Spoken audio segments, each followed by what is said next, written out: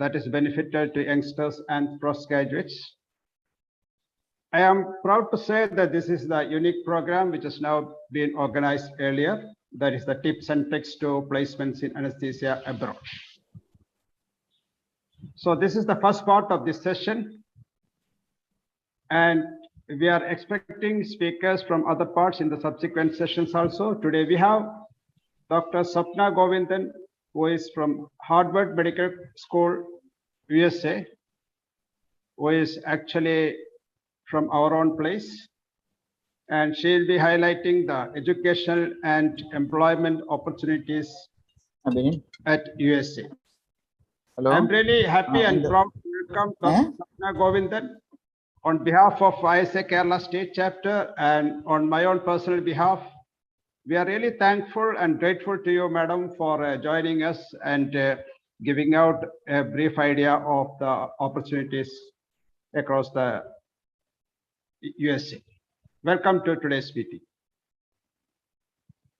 We have a team of members led by Dr. Madhapura Shashidhara from United Kingdom, and they are all speaking on different aspects of the opportunities in employment and educational opportunities across the UK. Dr. Madhapura Shashidhara, who is from Stockport NHS Foundation Trust and WLL Teaching Hospital, UK. Dr. V. Nadraj, who is the Royal Survey NHS Foundation Trust, UK. Dr. Shashi Chandrasekhar, who is from Lancashire Teaching Hospital NHS Foundation Trust, UK. And Dr. Neeraj Sharma, who is from Brighton Hospital, UK. Actually, when I talked to Dr. Shashi, we were expecting him to join us, but he has elaborated the program and he has put different person who is expert in different aspects, exploring all the aspects for anesthesia postgraduates and anesthesia graduates in intensive care, in pain management, and in regional anesthesia. And they'll be talking on each and every aspect in detail. I take this opportunity to welcome Dr. Shashidhara, Dr. V. Nadraj, Dr. Neeraj Sharma, and Dr. Shashi Chandrasekhar, who all will be joining us soon. Today, we have another session that is a respiratory function in anesthesia, what gets also. It's a continuing session. We already had the first part discussion by Dr. Sachin George, who is the consultant and head of Department of Anesthesiology at Rajagiri Hospital, Cochin. Welcome, Dr. Sachin George. I also welcome our President-elect ISA National, Dr. Venkatagiri, and webinar coordinators, Dr. Rajesh MC, who is Scientific Committee Chairman of ISA Kerala State Chapter, and Dr. Vijesh Venugopal, who is the Governing Council member, ISA Kerala State Chapter, and our own Secretary, Dr. Benil Isaac Matthew, who is working hard to make this program all successful. With these words, once again, I welcome all our colleagues, all the delegates to this function, and hope this will be really beneficial for you. And over to Dr. Rajesh. You can call Giri if he's available. Dr. Vinil? Giri is not the right name. Yeah, sir is available. Sir is available. 1 second. Let me check. Giri, Dr. Giri, Venkatagiri. Dr. Giri, please. Yeah, he's on. Yeah, one second. He's unmute. Sir, please unmute. Sir, please unmute. Yeah. Now you please talk, sir. Good evening, President Nazar, Secretary Binil, coordinators Rajesh and Vijesh, faculties. Changing from routine CME, we are going to the opportunities abroad. Maybe not only abroad, in India also we have to think in the future time that opportunities everywhere. What next after MD or DNB or DA? Because many people do not know what is next. Because I think Karnataka ISA, they made like about the private practice, the opportunities, how to do that and all. There was one talk on that. So pros and cons and how to go ahead. Anyway, we have good faculties. I don't see Shashidhara, who was my contemporary during my PG at Mangalore. Shashidhara is known more for his anticoagulant therapy, and he has research on that. And he was asking last time to get people to UK with me sometime. Anyway, I'm happy that we may be able to see him after some time. And without talking much on that, let us hear from the faculties. Over to Rajesh and let us hear from them. No, not for us. We are above that age. Maybe the juniors who are just passing or who are juniors see that opportunities, whatever is there in other place. Thank you. Thank you. Thank you, Dr. Giri. Okay. Please, Rajesh, please.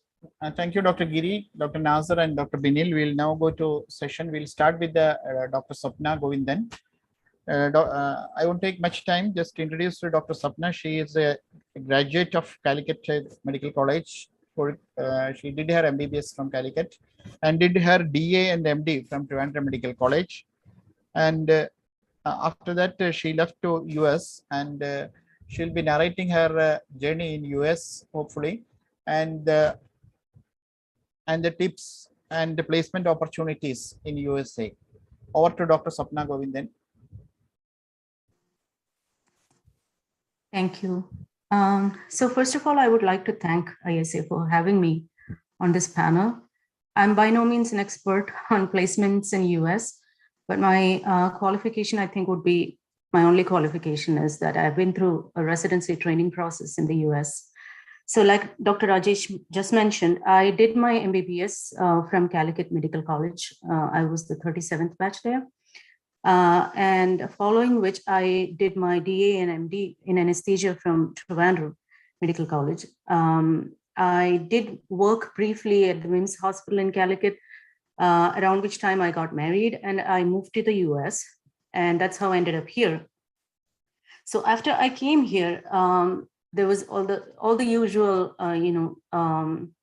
thoughts and issues about like, okay, now I have to go through this process all over again, and how easy or how hard is it going to be? So I did have a lot of people tell me anesthesia is a competitive specialty in the US. You might not be able to get into it.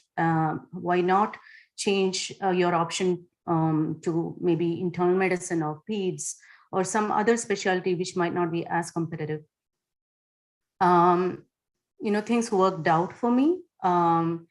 So I did all my USMLE exams after I got here.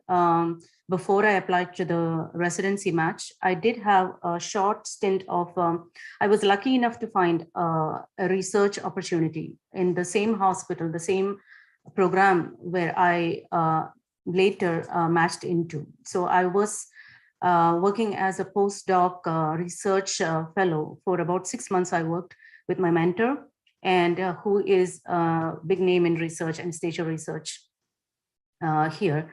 So in about 6 months' time, I was able to match into the same program. And that's how it worked out for me. And since then, I finished my residency in 2016, and I have stayed on staff in the same program where I trained. That is my story in a nutshell. And the fact that I was on a green card because I got married and moved here made it a little easy for me from a visa standpoint, which seems to be the problem for a lot of foreign graduates. So I have made a short presentation about the different routes that you can take into training in the US and getting a job in the US. I will go to my presentation. Let me try sharing screen.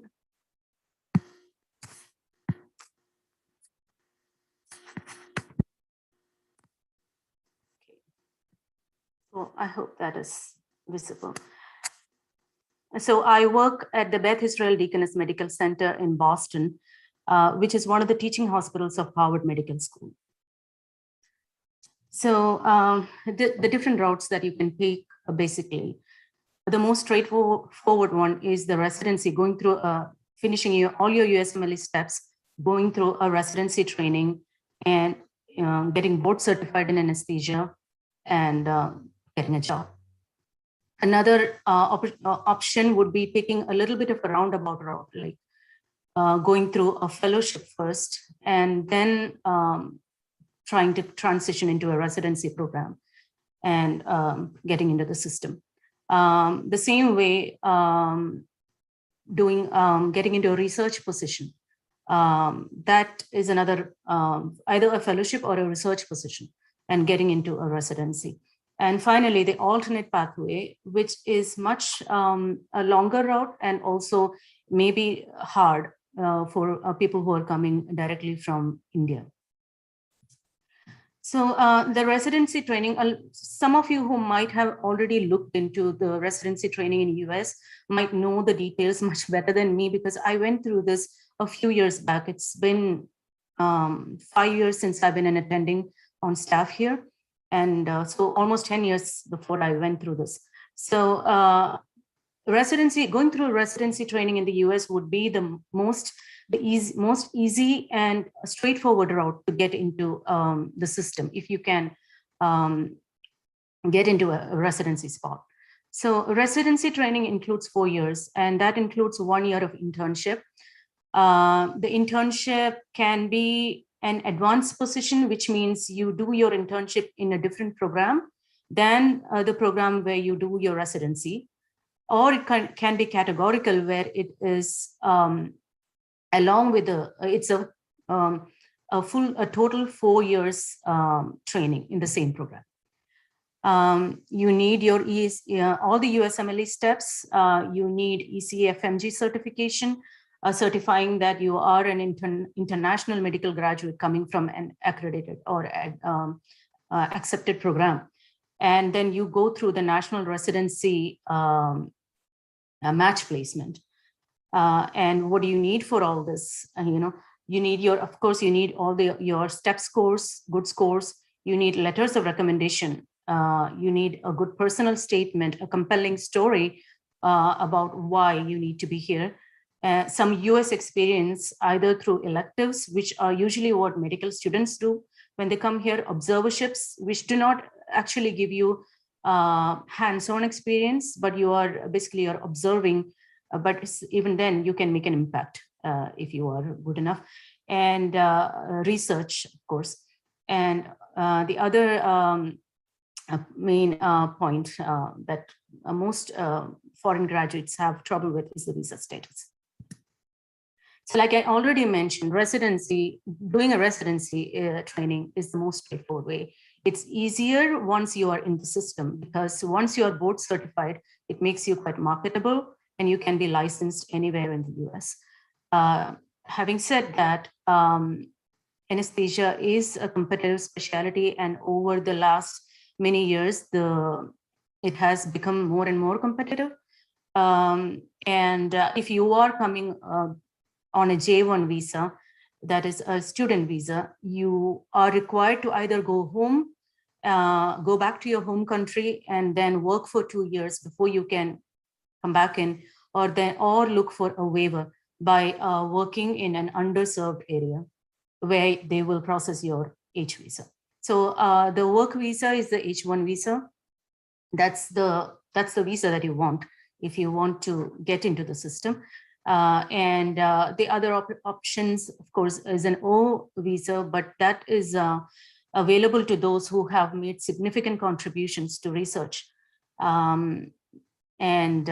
Of course, the other option would be a green card, which is, again, like, you might have a green card through maybe because you're married and moved here, or your family's here and they work the green card out for you or something like that. So that definitely makes it much more easier. And I had a green card, so it made my life easier when I was applying for residency here. And ECFMG certification, I won't go through a lot of these in detail because this is all available on to be Googled, these steps. But of course, I would say some of the more important things that I found difficult while going through the process, the ECFMG certification is definitely, like, this is for the FMGs. to certify that you are from a legitimate organization, a legitimate medical school. You need all your USMLE scores, especially step 1 and 2. It verifies that you have graduated from an approved medical school. And this part can take time because, and I had trouble getting my medical diploma verified from the school because of the whole, the red tape that can cause you trouble. So if you are planning to apply, start early is the advice I have. And certification is required before you start the residency, but not necessarily before you apply for the match. And I would say that as foreign graduates coming in, I strongly recommend that you take all the steps before you start applying, have excellent scores, and start the process of ECFMG certification early enough. I thought it might be useful to put in a general timeline of the National Residency Match Program, which matches each candidate with a specific program. So the application obviously begins, the application process begins the year before. So September of the year before is when you can start submitting the residency applications. And as foreign medical graduates, for us, we need to have all our step scores in line, have started the process of ECFMG certification so that the paper work gets done before, if you land a spot, the paperwork gets done before you start the residency training, because otherwise it can land you in trouble. And October 1st is when the programs here release their dean's letter. And interviews happen during the winter time, October to January. And mid-January, you start submitting the rank list. You rank the programs, the programs rank the applicants, and then the matching happens. And the list certification deadline is February 20th, and mid-March is the match day. I thought it would be useful to see what do program directors look for. So I spoke to our vice chair of education, who used to be the program director when I did my residency, and who is the one who matched me into the program. So we had a brief conversation, and of course, the USMLE scores are very important, because we coming in from a different country, obviously we come with certain disadvantages, because the main thing being they do not know us as an applicant, as a doctor, or as a person. So they are looking at assurances regarding how good you are as a physician, your knowledge level, how good you are as a person, your work ethic, how hardworking are you, and how well can you fit into the, how socially adept are you, what are your linguistic skills. So these are all the things that go through their minds when they are looking for applicants who will come in and be part of the program for a long 3 or 4 years, right? So every program looks for an applicant who will be a very good fit, not just knowledgeable from a knowledge standpoint, but also from a personality standpoint and social skills standpoint. So US scores, obviously scores are very important when you apply as a foreign graduate. Even American graduates are scoring higher and higher in the USMLEs. So how do you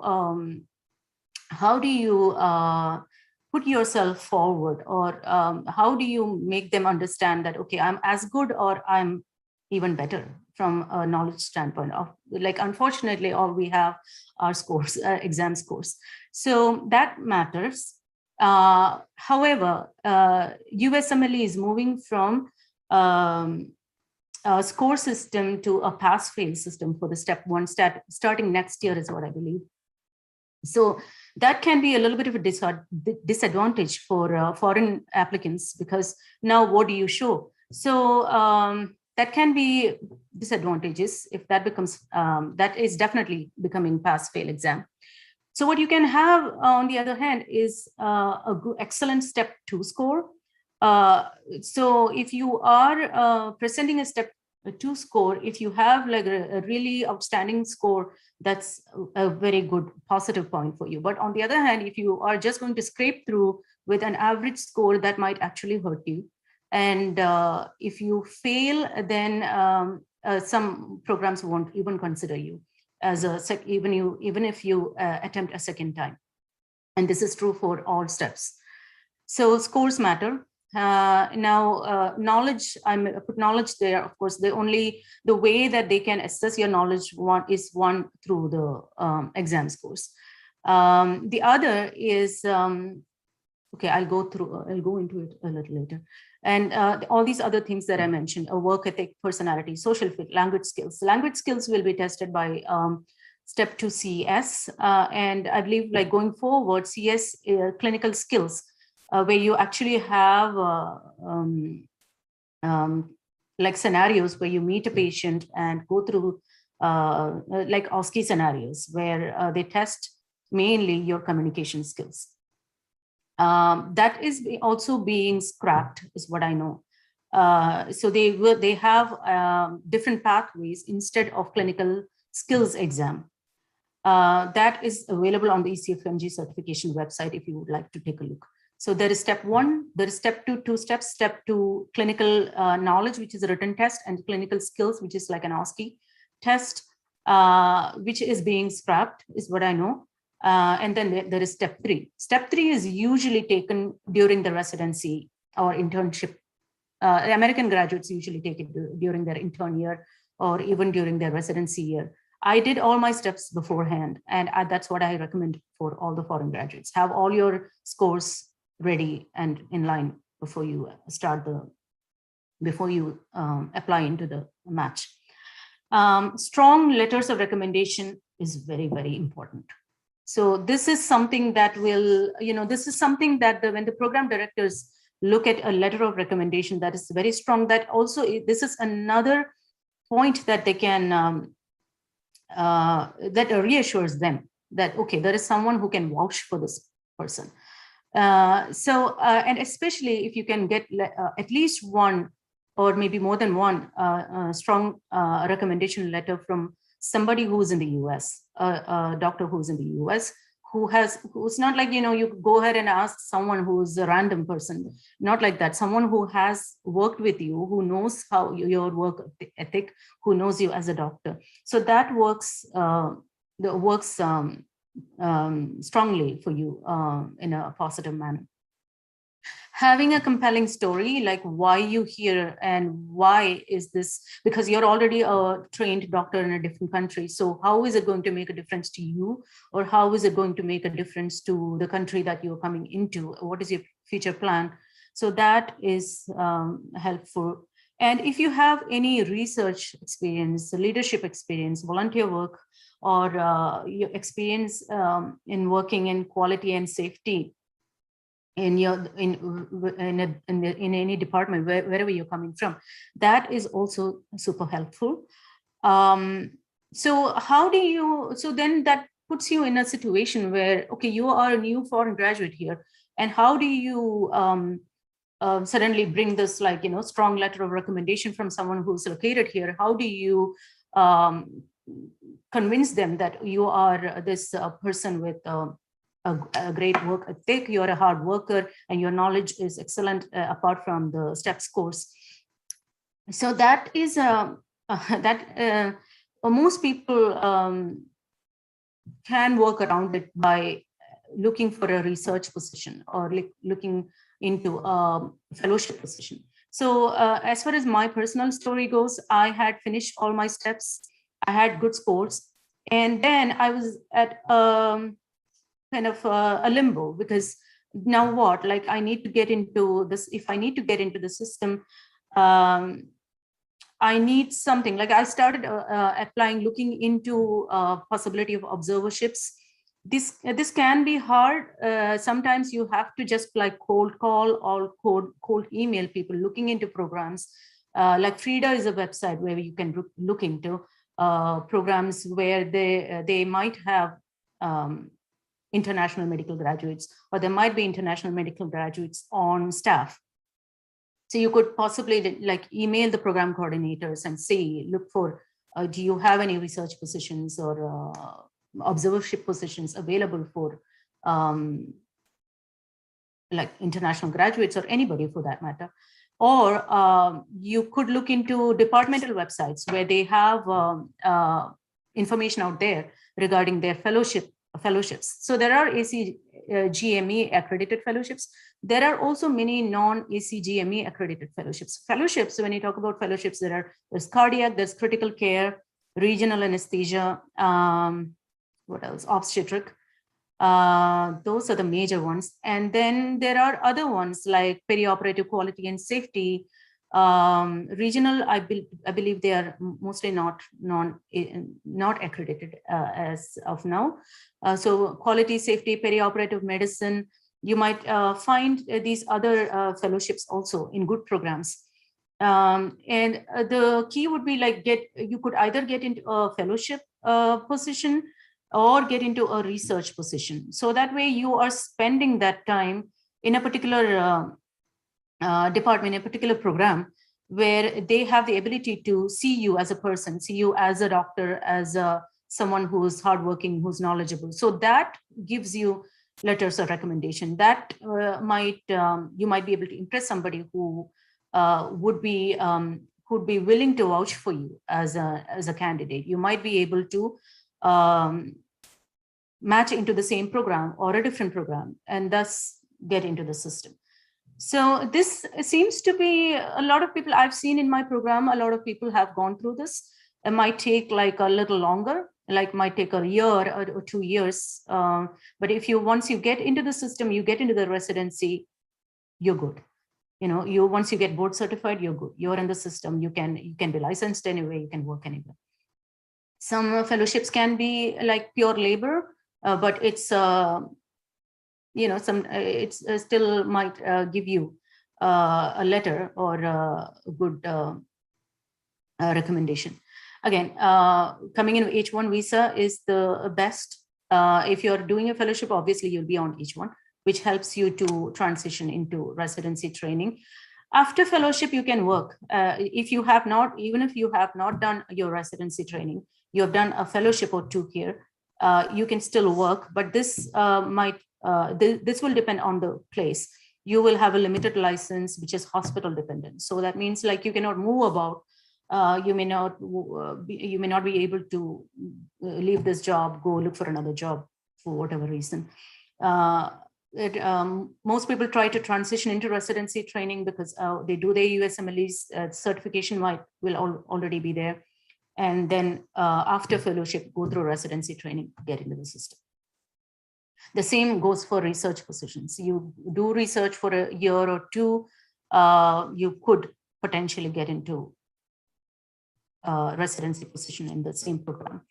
Now, alternate pathway, I put 2 slides in the end about alternate pathway, but this is much more roundabout way. It takes much longer. And I believe like this, our programs in India are not ABA approved is what I know.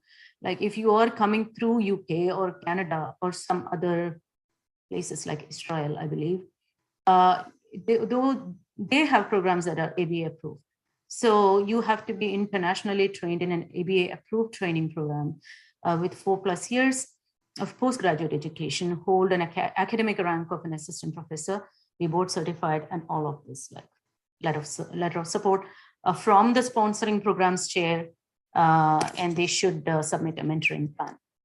The same way, there are 2 routes. That is, one is clinical educator route, and the other is the research fellowship route. And in the research fellowship route, you have to have like a significant body of research work to apply through this program. And those who are just applying from India directly after their residency training there, this pathway will not be an option. I put some resources here. FRIDA allows you to look into departments. Probably you guys know a lot of this already.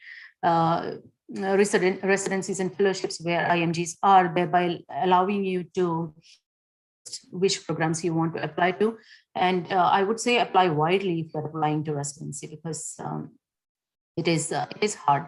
And the ECFMG website has the good information. You could look at charting outcomes in the match. So you can look at what was the match statistics related to IMGs in the last year or the last few years.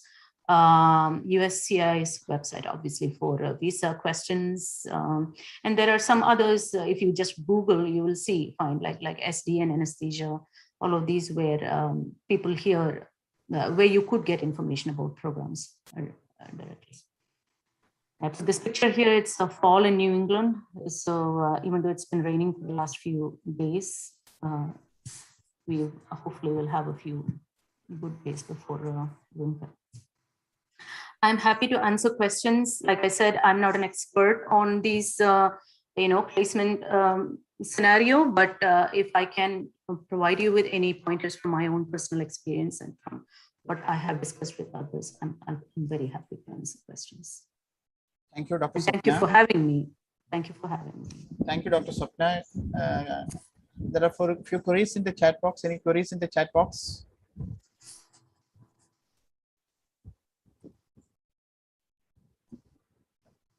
Any doctor from UK will be having a session with the UK team after Sachin's talk.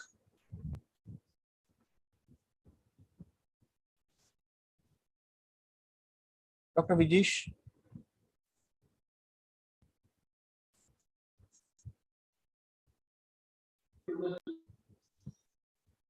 I think Dr. Vijesh is still offline. Okay, yeah. I think someone asked about the alternate pathway. Like I mentioned, the alternate pathway, if you are applying as a foreign graduate from India, after having after having gone through a training program in India, it does not work because you need ABA. You need to be from an ABA approved training program. But if you have done your residency in India and then you went to UK and gone through some of the training in UK, that is one way of getting through the alternate pathway. But having said that, alternate pathway takes much longer. It's a roundabout way. It takes longer. You could. There is earlier there used to be a only the research fellowship track, I believe, and which requires a huge body of research work. You need to be a voracious researcher for that.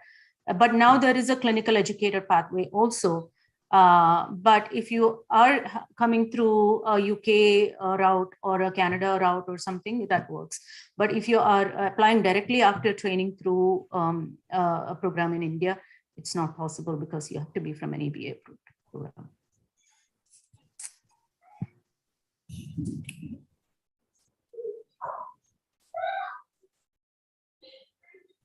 Another query is it possible to enter the system as a physician assistant? Physician assistant. Yes, there are people who have, but you have to go through the physician assistant training. I've known people who have been physicians in their country and they went through the physician assistant training through here.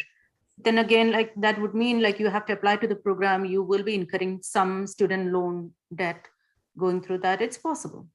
Then you can be a physician assistant in the system.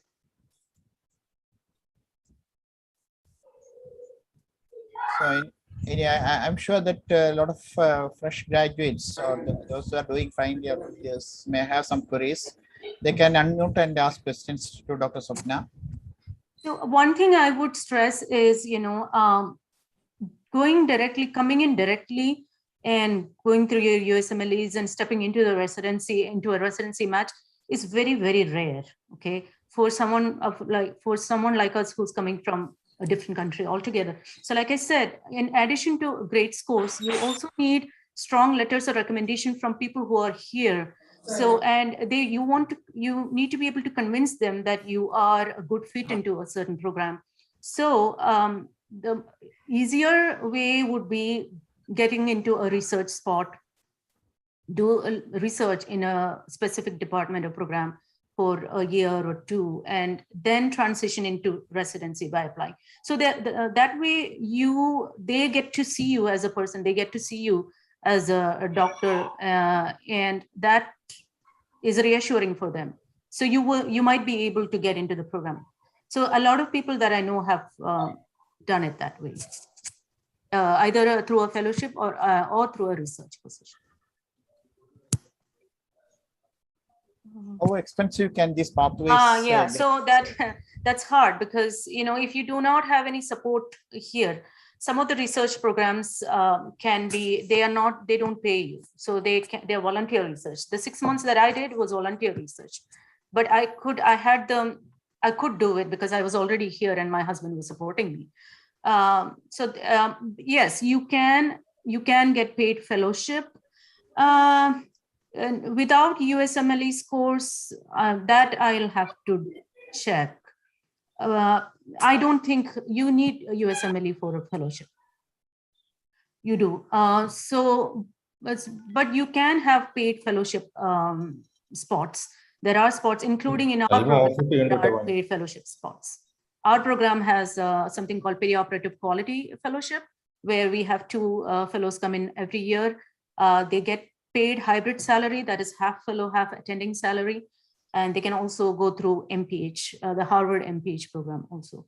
So that is only one example. I'm not advertising that one, but you know, that's one example. But there are fellowship positions in other places through which you can, that's another route.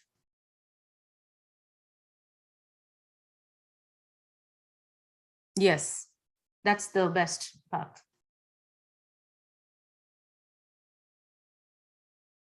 So if you can come in through a fellowship or research on an H1 visa, that's the easiest way to, you might take 1 or 2 years going through research or fellowship, but ultimately you will be able to transition into a residency program. And like I said, after a fellowship, you could have limited license job, but if you, after the fellowship, if you go through the residency training, you can have, you can get board certified and have the full license. I hope I'm making sense.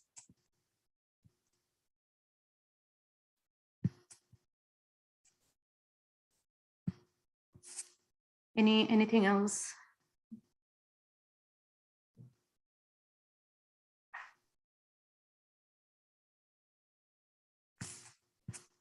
After there's a query that after completion of the 3 years of post graduation, are we eligible to apply, or any prerequisite is needed?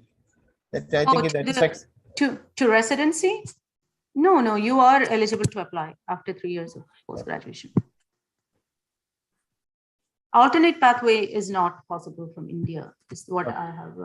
Anesthesiology is competitive. It's getting like more and more competitive. Even this last year's match, anesthesiology was one of the specialties where more and more American graduates applied to. So it is becoming. So the more practical way would be look for a research position, look a fellowship position. You need USMLE for fellowship. Come in here and spend a couple of years, hopefully get a paid program, H1 visa, the transition into residency.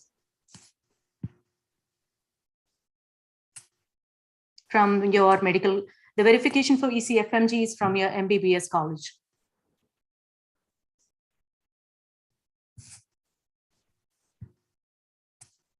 And we do fellowship without USMLE. No, you need a USMLE for fellowships. I spoke to my colleague who did a pediatric fellowship, who came here, did his pediatric fellowship and is on a limited job license as an attending in our program, but is planning to transition through into residency training, hopefully, and get a full license. Oh, with CRNA and SRNAs coming up, how much opportunities are there? That's a good question. It was a new system for me when I came here as well. There are nurse anesthetists in this country, and there are some political issues there with them trying to get more and more autonomy in practice. But the opportunities are still there. Our program in New England, we've been hiring left and right. So we're constantly hiring. So there is a shortage actually. There is a shortage mostly in underserved areas, I would say, and the climate changes definitely let me say, like 5 years, 6 years back when I graduated, it was there weren't that many job opportunities, I would say. But since then, it's been constantly. I see that people are all the hospitals, and we are in Boston. We have so many hospitals, and everybody's hiring. So I personally don't think it's going to be a problem where you are left looking for a job as an anesthesiologist once you're in the system. I don't think, I don't see that happening. But it is an ongoing issue. Also, do we say? I think Okay. the audience can still post their questions in the chat box. And can we go to the next session, please? All right. Thank you very much. I will sign off here. Dr. Sapna, you will be online for some more time. Hello. Sure, I will be. I'll stay online for a little bit more. I'll go through the questions. Yeah, thank you so much. Any queries you can answer online also. Over to Dr. Vijesh Venugopaul for the next session. Yeah, good evening, friends. We move on to the next academic session, and that will be by Dr. Sachin George. The topic is respiratory function in anesthesia, what gets altered. And Dr. Sachin George, this is his second talk on the same related topic on physiology. So he's now going to the anesthetic aspect of it. So over to Dr. Sachin George, who is the HOD of Department of Anesthesiology at Rajagiri Hospitals, Alua. Over to Sachin. Thank you. Am I audible? Yes, you're audible. Okay, my screen is also seen. Yes. Okay. Thank you and good evening to all. Once again, I bring you greetings from Rajagiri Hospital. And at the outset, I would like to say thanks to the office bearers of ISA Kerala chapter for this opportunity. So today, we'll discuss how respiratory system get altered in anesthesia. This is more, this is important as hypoxia is one of the major catastrophe that an anesthesiologist will face. Exact mechanism and causes of hypoxia is important when one has to deal with it effectively. Now,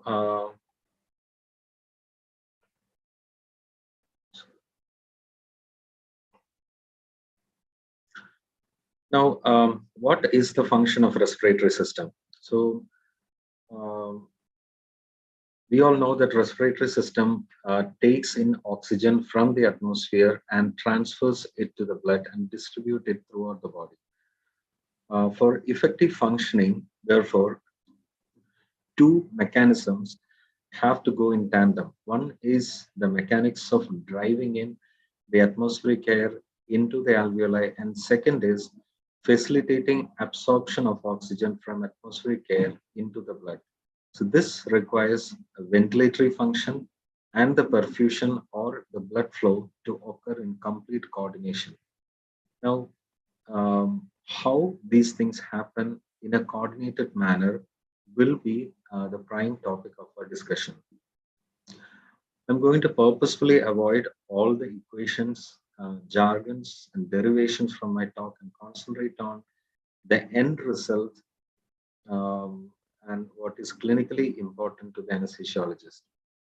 We will leave all the mathematical workup and the derivation to our pulmonology friends and use only the principles what they have derived for us. Now, for effective assimilation of oxygen from atmosphere to lung and distribution through the body, ventilation and perfusion has to happen in a perfect harmony. In ventilation, there are certain aspects that we need to concentrate on. Is alveolar ventilation, dead space ventilation, the functional residual capacity, the compliance, the closing capacity. We'll come to these things in detail. We have discussed all these things in the last class. We'll discuss how these changes in a patient under anesthesia in detail. And the second aspect is perfusion, that is distribution of blood flow in the lung. So, like I said, ventilation and perfusion has to happen in perfect harmony, and any mismatch in ventilation and perfusion is what will lead to hypoxia and a catastrophic event for the anesthetist and the patient. Now, we'll come to see what are the intraoperative respiratory events.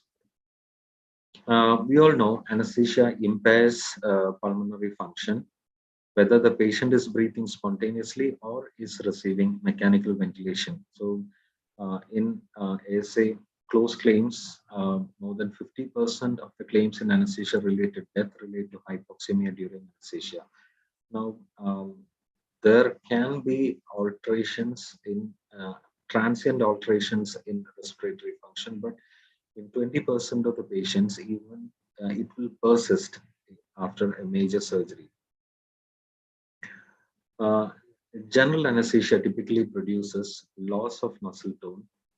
There will be fall in functional residual capacity.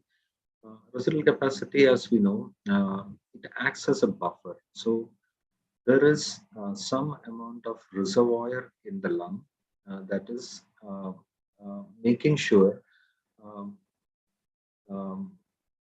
there is constant supply of oxygen to the blood that is flowing through the lung. Now, fall in FRC, again, more than hypoxia, it will lead to atelectasis that is even worsened with oxygen. So we tend to give 100% oxygen at the time of induction and then at the time of extubation. So this can lead to increased tendency for lung to collapse. There will be reduced compliance, and there can be increase in respiratory resistance. All these will contribute to your hypoxia, and definitely there is going to be ventilation perfusion mismatch. So all these effects that general anesthesia produces will ultimately lead to hypoxia. We need to know the precise mechanism how these things work in order to mitigate. We'll come to an important topic of lung volume. Now, we know that anesthesia reduces the FRC almost close to the residual volume. So FRC is reduced by 0.8 to 1 liter from the body position. It changed from upright to supine. Again, another 0.4 to 0.5 liter is lost when anesthesia is given in supine position. So ultimately, what happens is the end expiratory lung volume reduces from approximately 3.5 liter to 2 liter. That is almost, it will come to residual volume. Now, this reduction in lung volume can alter the mechanics of ventilation completely. We'll come to that in a few slides later. Now, what we need to keep in mind is muscle paralysis is not going to cause an additional reduction in FRC. Whether we give inhalational anesthetic or an intravenous anesthetic, it is not going to cause any difference in reduction in FRC. One is not better than the other, or one is not worse than the other. FRC is reduced in anesthesia, it ends there. Average reduction of FRC corresponds to around 20% of awake FRC. Now, cranial shift of diaphragm and decrease in the transverse diameter of the thorax are the two most important factors that will contribute to a lowered functional residual capacity. Now, this is a very classic diagram that is shown almost everywhere. Last has made it, Miller has reproduced it now. This graph has two axes. On the x-axis, you have the age, and the y-axis, you have the lung volume. Now, you can see as age increases, the functional residual capacity increases. Now, in the first line on the graph shown in yellow is the FRC as age progresses.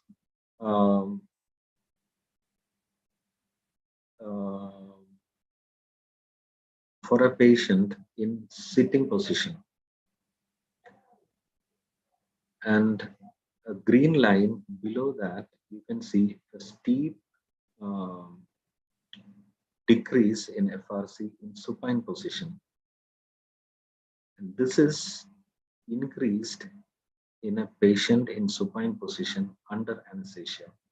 Superimposed on that, you can see a dotted line showing the closing capacity. Now, closing capacity is the point where the small airways close above the residual volume. Now, increase in closing capacity means airways tends to close more. So, in older age, especially in subjects more than 65 years of age, you can have increased FRC with increased closing capacity. That means more chance of hypoxia, and there can be decreased oxygenation. Now, what is compliance? Compliance is the change in lung volume by the change in transpulmonary pressure. So static compliance of total respiratory system, that is the lung and the chest wall, is reduced on an average from 95 to 60 ml per centimeter of water during anesthesia. Now here, in an anesthetized individual, you can see from the diagram, there is decreased functional residual capacity, there is decreased compliance and increased airway resistance. So all these contribute to decreased ventilation into a lung in an anesthetized state in supine position. Now, the most important cause of hypoxia is atelectasis and airway closure. The atelectasis is basically airway collapse, develops in approximately 90% of the patient who are anesthetized. But again, like I said before, it is unrelated to the choice of anesthesia. It is seen during spontaneous breathing and after muscle paralysis and with either intravenous or inhaled anesthetic. And 50 to 20% of the lung is atelectatic in uneven full anesthesia even before the surgery commences. That is, at the time of induction, even before intubation, the atelectasis at the basal sequence starts. So seen more in the base and it decreases towards the apex. Now, how to prevent atelectasis? There are several investigative reports which have shown positive end expiratory pressure or PEEP negates or prevents atelectasis, but again, it has the advantages of preventing atelectasis, but you have to keep in mind about the negative circulatory effect. Now, because of this, one important aspect you have to keep in mind is that the magnitude of PEEP should be just enough to open up a collapsed lung. A PEEP of 7 centimeter water, normal weighted patient of a patient who has a BMI approximately less than 25 kilograms per meter square without any cardiopulmonary disease will recruit most of the lung and keep it open with better oxygenation than in comparable group without PEEP. So any PEEP in a normal subject more than 7 is going to be detrimental. Now again, sigh maneuver. What is sigh maneuver? You intermittently give a large tidal volume or increase the airway pressure up to 20 to 40 millimeter mercury. Hold it for about 7 to 8 seconds. Will open up most of all anesthesia in these seconds. So there are anesthesia ventilators which you can which can give sigh maneuver. And if your anesthesia machine is not tuned to give a sigh maneuver, you can even increase the pressure support for increase the airway pressure to about 40 millimeter, hold it for 7 to 8 seconds, and do it intermittently so that most of the airway can be kept open. Now, what does nitrogen in atmospheric air do? Nitrogen is about 80% of our breathing air contains nitrogen. The purpose of this nitrogen is to keep the alveoli open. It has a splinting effect in our alveoli, like it holds the alveoli open. So imagine when you're giving 100% oxygen to that alveoli, oxygen will get absorbed and the alveoli tend to close. Now this happens when we typically pre-oxygenate. Why we pre-oxygenate with 100% oxygen is to buy time, especially if you expect an airway compromise to prevent hypoxia. But the negative side of pre-oxygenation with 100% oxygen is this atelectasis at the time of induction. Now, how to prevent that is by pre-oxygenation with less than 100% oxygen, or provide a CPAP of at least 10 centimeter water, use a very tight fitting mask, and use your mechanical ventilator, anesthesia ventilator to pre-oxygenate with CPAP. Again, maintenance of muscle tone is another very important aspect to prevent atelectasis. Now, this is again another study showing atelectasis formation in anesthetized subject following pre-oxygenation with different inspired concentration. Now, we'll come to this in a little detail later, but you can see a blue dot on the x-axis where anesthesia was induced at 30% FiO2. You can see the atelectasis incidence was almost minimal there. As you go higher with FiO2, more than 80%, you can see the chance of atelectasis dramatically increases. Now here you can see two images of transverse CT image of a subject just before induction of anesthesia and after anesthesia. You can see how the atelectasis and the basal segments started forming soon after induction. Now, following surgery, the biggest culprit is 100% oxygen. Added to that, we all do vigorous suctioning before tracheal intubation. So vigorous suctioning along with 100% oxygen is definitely going to collapse the lung and cause atelectasis. Now, like I said before, there is definitely better outcome when CPAP is used at the time of induction and at the time of extubation. The concept of airway closure, intermittent airway closure reduces ventilation of the affected alveoli. So these regions of lung can become regions of low ventilation perfusion mismatch. So if perfusion is maintained, or if it is not reduced the same degree as ventilation, this mismatch occurs. And you have to keep in mind that propensity to airway closure increases with age. Now, again, like we said before, anesthesia reduces FRC by about half a liter. That again increases the chance of airway closure during normal tidal ventilation.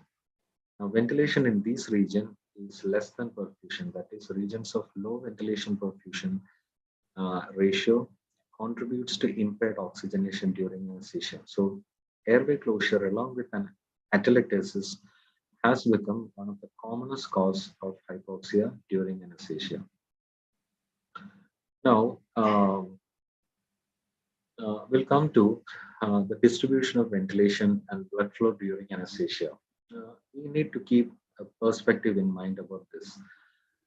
The concept is we need to know alveolar ventilation brings inspired gas with a partial pressure of oxygen about 150 millimeter mercury and a partial pressure of carbon dioxide about 0.3 millimeter of mercury to alveoli. That is almost filled with oxygen with very, very, very negligible amount of carbon dioxide.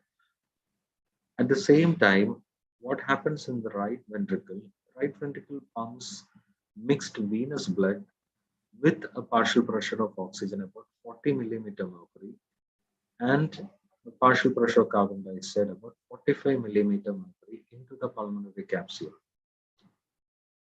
So we have an oxygen rich air that is waiting on the other side of alveoli with a carbon dioxide rich blood waiting on the other side of the alveolar capillary membrane. Now, oxygen diffuses from alveoli into the pulmonary capillaries. At the same time, carbon dioxide diffuses from the pulmonary capillaries into the alveoli. Now, the PO2 and PCO2 of an alveolar capillary unit are determined by relative ventilation and perfusion of the unit. So, there is good ventilation and there is good perfusion. Everything happens perfectly. So increasing ventilation relative to perfusion increases the PO2, decreases the PCO2 of the alveolus. Likewise, increasing the perfusion related to ventilation decreases the partial pressure of oxygen and increases the partial pressure of alveoli at that level. Now, alveoli that are ventilated but that are not perfused constitute alveolar dead space and contribute nothing to gas exchange. Now, this is very important, one of the very important aspects in hypoxia during anesthesia. Similarly, alveoli that are perfused but not ventilated constitute an intrapulmonary shunt and return mixed venous blood into the systemic circulation. Shunt and ventilation perfusion mismatch are terms that are used like synonyms, but they are not so. We'll come to that a little later. We'll skip this diagram for now. Now, the three zones of lungs. This diagram is very familiar to everyone. Where in zone 1 you have the well-dilated well-ventilated apex, and zone 3 you have the well-perfused zone, and zone 2 is where the proper ventilation and perfusion happens. Now, the three-compartment model of ventilation and perfusion, again you can see the middle compartment, the top compartment of the A, that is dilated gas-filled alveoli. Further ventilation, further filling of that alveoli will not be possible. Perfusion is also less in that area, so doesn't take part much in the oxygenation. The zone 2 is where the business happens, and zone 3 again you have good perfusion but not so perfect ventilation. Now, radio-labeled aerosol and SPECT imaging demonstrate that ventilation is mainly distributed to upper region with a successive decrease towards the lower lung region, and there is absence of ventilation in the lowermost region. But during anesthesia, the successive increase in perfusion occurs from upper towards lower region, with a slight drop in perfusion in the lowermost portion of the lung, which is atelectatic on simultaneous CT. Now, PEEP will impede venous return to right heart and reduce the cardiac output. So this can also affect the pulmonary vascular resistance, although this would have very little effect on cardiac output. So in addition, the PEEP will redistribute blood flow towards the dependent lung region, reducing the flow, thereby increasing the dead space in the upper lung. The increased dependent flow may increase shunt through atelectatic lung. So in a nutshell, PEEP causes distribution of lung blood flow in a better manner. Now we'll come to the concept of hypoxic.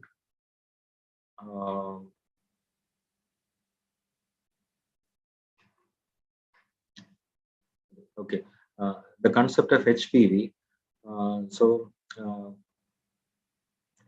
This is a compensatory mechanism that diverts blood flow away from hypoxic lung region towards better oxygenated. Like we said before, ventilation and perfusion has to be matched So if the lung that is the area of lung that is properly ventilated does not have proper perfusion, that is wasted ventilation. Or if there is an area of lung that is perfused well but it is not ventilated, that is again wasted perfusion. Now, um, hypoxic pulmonary vasoconstriction (HPV) is a mechanism which ensures there is diversion of blood flow away from hypoxic lung region towards better oxygenated one, so that there can be more effective oxygenation in the lung. So major stimulus for HPV is low alveolar oxygen tension, whether it is caused by hyperventilation or by breathing gas with a low VO2, or more potent when affecting a smaller lung region. Uh, Older volatile anesthetics like isoflurane and halothane were thought to inhibit HPV more than intravenous based anesthesia. Now, it has shown to cause 50% reduction of HPV MAC2, whereas modern volatile anesthetics, including sevoflurane and desflurane, has very little effect on HPV. Now, HPV response may be obscured when there is simultaneous change in cardiac output, or when there is a decrease in myocardial contractility or vascular tone.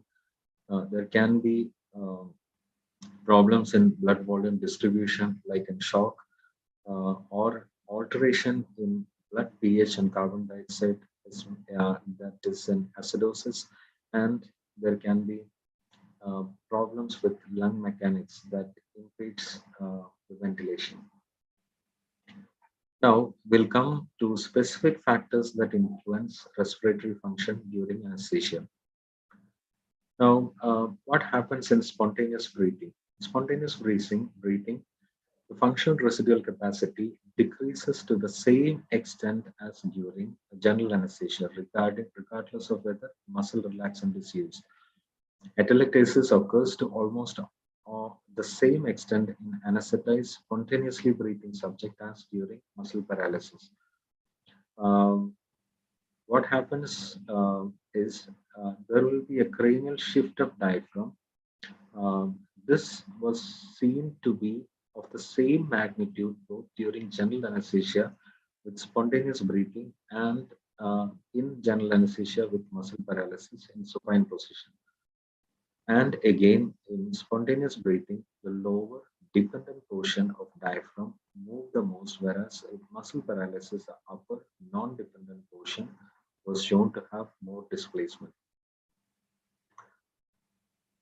Increasing oxygen fraction increases the shunt. Now, a graph which I showed you before that was based on the study by Anju and Linkstock et al., where anesthesia was induced with about 30% FiO2, and the observed shunt was only 1 to 3%. When oxygen fraction was increased to 0.5, the shunt percentage increased to 3 to 5%. When FiO2 was increased to 0.85 or more, there is a corresponding rise in shunt of 7 to 10%. Now, this can be possibly attributed to attenuation of HPV by increasing FiO2, or it can be due to the atelectasis, which we discussed before. Now, what happens in different body position? In different body position, definitely. Previously, we have discussed that graph which showed the 3 lines in 3 different colors, where FRC was shown to decrease in supine position when compared to an upright position. Again, in supine plus anesthesia, there was a dramatic reduction in FRC. An increase in ventilation perfusion mismatch was also demonstrated in an anesthetized paralyzed patient in lateral position. An improvement was noted in prone position. Distribution and ventilation may be uniform in anesthetized subject when prone or reaeration of dorsal lung unit happen. In Trendelenburg position, most of our surgeons will ask for a sharp Trendelenburg position in many surgeries. You have to keep in mind about the decrease in lung capacities due to shift of abdominal viscera. There can be increased ventilation perfusion mismatch and atelectasis, decrease in FRC and compliance. What happens with age? Oxygenation is less efficient in older patients. We have seen the closing capacity increases, the FRC increases.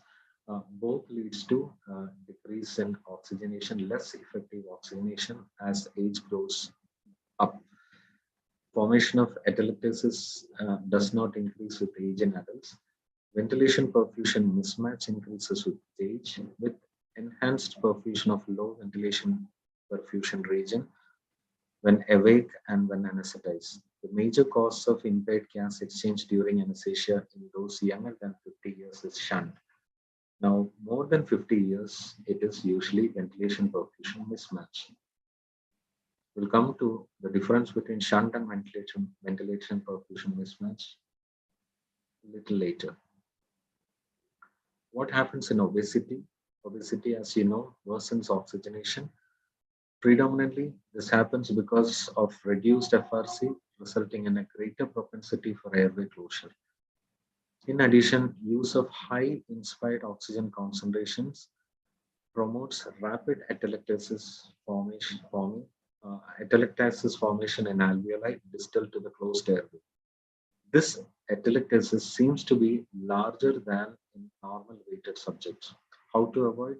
Again, PEEP and CPAP during induction, and avoid 100% oxygen if possible at the time of induction. Now, in pre-existing lung diseases, smokers and patients with chronic lung disease have impaired gas exchange in awake state, and anesthesia associated with deterioration and oxygenation is greater in these set of patients than in healthy individuals. Now, an interesting factor here is there is less shunt and lower incidence of atelectasis that is seen with smokers with moderate airflow limitation. So thus in patients with mild to moderate bronchitis who were to undergo lung surgery or vascular surgery reconstruction, especially in extremities, only a small shunt fraction was noted. However, a considerable mismatch was seen with a large perfusion fraction to low ventilation perfusion ratio region. So consequently, arterial oxygenation was more impaired than in lung healthy subject, but the cause was different from that in healthy subject. A possible reason here for the absence of atelectasis and shunt in these patients is chronic hyperinflation in a diseased lung in COPD, which changes the mechanical behavior of lung and their interaction. So probably the chance of the lung collapsing is lesser. It should be kept in mind that a patient with obstructive lung disease may have large regions with low ventilation perfusion ratio that can be converted over time to resorption atelectasis. Now, this has to be kept in mind even though atelectasis per se incidence is reduced, but be wary of very large areas of low ventilation perfusion regions. So the protection against atelectasis formation during anesthesia by obstructive lung disease may not last long because of resorption atelectasis. Regions with low ventilation perfusion can be replaced by atelectasis as a region of slow absorption of gas behind occluded airways later during surgery and in post-operative period. So this is the most important cause of hypoxia occurring later in the post-operative period in our post-operative units. Now, regional anesthesia, how does it alter the respiratory function? When we use regional anesthesia, the effect it has on ventilation depends on the type and extension of motor blockade. With extensive blocks that includes all thoracic and lumbar segment, respiratory capacity is reduced by 20% and the expiratory reserve volume almost approaches zero. Hello? Diaphragmatic function, however, is almost spared even in cases of inadvertent extension of subarachnoid or epidural sensory block up to cervical segment. So, and regional anesthesia, when skillfully handled, affects pulmonary gas exchange very minimally. Arterial oxygenation and carbon dioxide elimination are well maintained during spinal and epidural anesthesia, but be wary of blocks in the neck, especially interscalene block. Those are very notorious for causing problems if we are not careful. So that is why most of the time we tend to block only the routes which are extremely necessary with as much reduced volume of drug as much as possible for surgeries. And use of ultrasound again has remarkably reduced respiratory compromise during anesthesia. Now we'll come to the topic of shunt. Now, if blood passes through the lung without contacting the ventilated alveoli, then blood will not oxygenate or release carbon dioxide. So, like I said before, on either side of the alveolar capillary membrane, there is air with plenty of oxygen waiting to transfer oxygen into the blood. There is capillary blood with plenty of carbon dioxide waiting to transfer the carbon dioxide into the alveoli. Now, if blood passes through the lung without contacting the alveolar capillary membrane or contacting the ventilated alveoli, the blood will not oxygenate. Now, this is called shunt and it lowers the PaO2. So when we see the oxygen cascade, the alveolar air contains about 150 PO2, 150 millimeter mercury PaO2. But in alveolar, in arterial blood, it is never that high. It happens because of the phenomenon of shunt. Not all blood passes through ventilated alveoli. So normal healthy people will have a 2 to 3% shunt, 2 to 3% of cardiac output goes as shunt.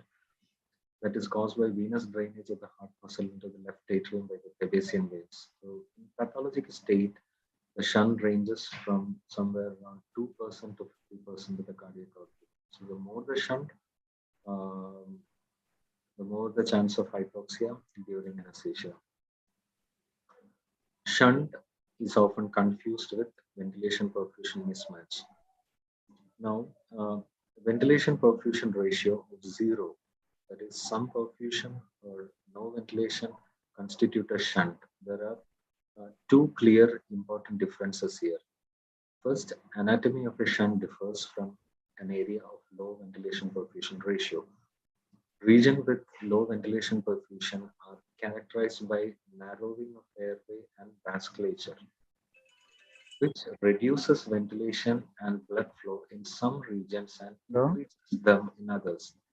Examples are obstructive and vascular disorder. Now, shunt is caused by complete cessation of ventilation in a region, usually as a result of collapse or consolidation. Example, pneumonia. Now, you have to keep in mind the clear difference between the shunt and the ventilation perfusion mismatch. Now, asthma or COPD does not involve the formation of a shunt. Dr. Sachin, you will be finishing that in 5 minutes? Yeah, almost over. Yeah, please. Secondly, supplemental oxygen improves the hypoxemia caused by low ventilation perfusion, but it has little effect on hypoxemia caused by shunt. Although aeration may be poor in regions of low ventilation perfusion, aeration does exist in these regions, and the concentration of O2 in these alveoli can be enriched by increasing of fluid. So in contrast, supplemental oxygen cannot access the alveoli through anatomic shunt. Now in one lung ventilation, one lung is not ventilated, but it's still perfused, and post-operative period, restoration of lung integrity and ventilation perfusion matching can take time. So the technique of one lung anesthesia and one lung ventilation means that only one lung is ventilated, and that lung provides oxygenation and elimination of carbon dioxide from the blood. So persisting perfusion through non-ventilated lung causes a shunt and decreases the PaO2. Measures can be taken to reduce this flow. Now, the two main contributors of impaired oxygenation in one lung anesthesia is persisting blood flow through non-ventilated lung and development of atelectasis resulting in a local shunt and low ventilation perfusion ratio. So maneuvers like compression of non-dependent lung facilitates shift of blood from non-ventilated to ventilated lung, or you can use inhaled nitric oxide, which is a pulmonary vasodilator, and intravenous almotrine, again a pulmonary vasoconstrictor, have been studied alone and in combination. That is shown to increase oxygenation in one lung anesthesia. Now, pneumoperitoneum, as we know, causes decrease in FRC and vital capacity, increases formation of atelectasis, reduced compliance, increased airway pressures. So shunt is reduced and arterial oxygenation is mostly improved during carbon dioxide pneumoperitoneum. So this paradox, more atelectasis and less shunt, suggests that efficient redistribution of blood flow away from collapsed lung region is attributable to hypercapnic acidosis and carbon dioxide potentiating hypoxic pulmonary vasoconstriction. So it was shown that if abdomen was inflated with air, a much larger shunt developed than if CO2 has been used for inflation. This happens most of the time during our laparoscopic surgeries. Now, protective ventilation. So Dr. Sachin, can you conclude? Yeah, this is my last slide. Okay, thank you. Protective ventilation that is adapted from intensive care based on 3 tools on ventilator. One is low tidal volume, recruitment maneuver, and PEEP. So protective ventilation using these 3 tools have been claimed to reduce post-operative lung complication. Thank you. Thank you, Dr. Shashidharan. Dr. Sachin George. So due to paucity of time, we will we'll answer the questions in the last session after the next session. Okay. Because we have to adjust the time with our overseas delegates, no faculties. So for the next session, I invite Dr. Madhupura Shashidhara, who is actually the pathway lead in anesthesia program at the Stockport NHS Foundation and Trust.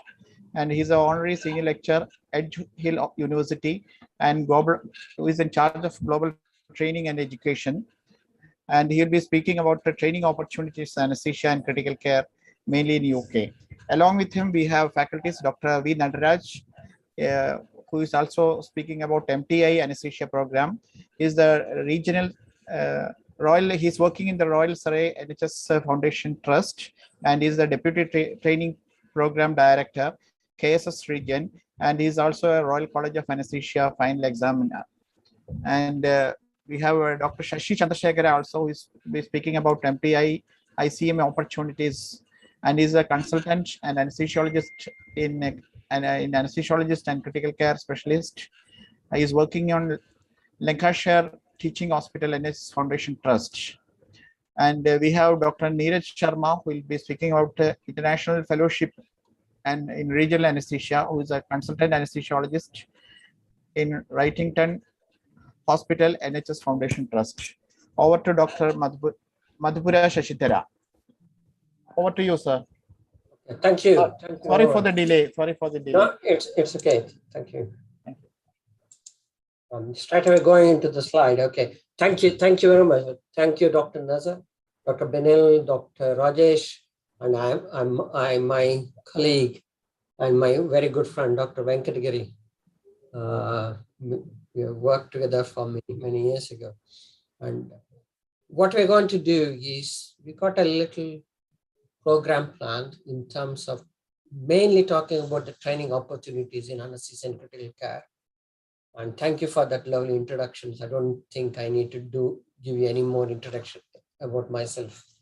So what we're going to do over the course of the next 40 minutes or so, I'm going to talk a little bit about, give a bit of an introduction about what we're going to talk.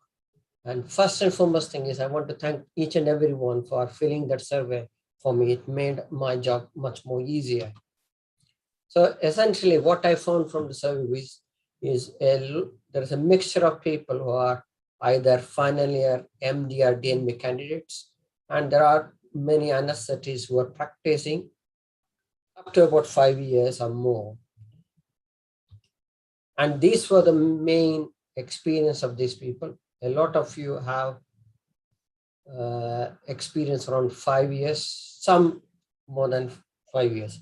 The common elements which I found in the question about what critical information do you need? Number one is opportunities to work in and settle down, consultant in UK. That these are a list of things which I just put it down as important things to cover. But what I'm going to do is I'm going to let you know what we are going to cover as a group. We're going to cover something around opportunities for training and to excel. Okay. We're not going to talk about consultant in UK, how you become one. That is not something which we can do today. We'll talk about the selection procedure for various different things. All this program which we're talking about would offer skills and procedure training. And we also offer with all these things which we're providing support for any of these exams. We do cover some of that. Short-term experiences, possible, yes or no, but you need to think about what you're going to get out of that. So hopefully we'll cover that in the question and answer session. So main thing we're going to talk about is MTI, global fellowships and placements, some information about the place costs. We do now have made diploma eligible to apply for both the MTI and global fellowship. Talk a little bit about sponsorship. I and Dr. Shashi Chandrasekharaya, we both support Caesar candidates. So we would probably won't be able to talk to you in detail about the Caesar. Maybe that's something we can come and do another session in the future, but we can take some questions on that.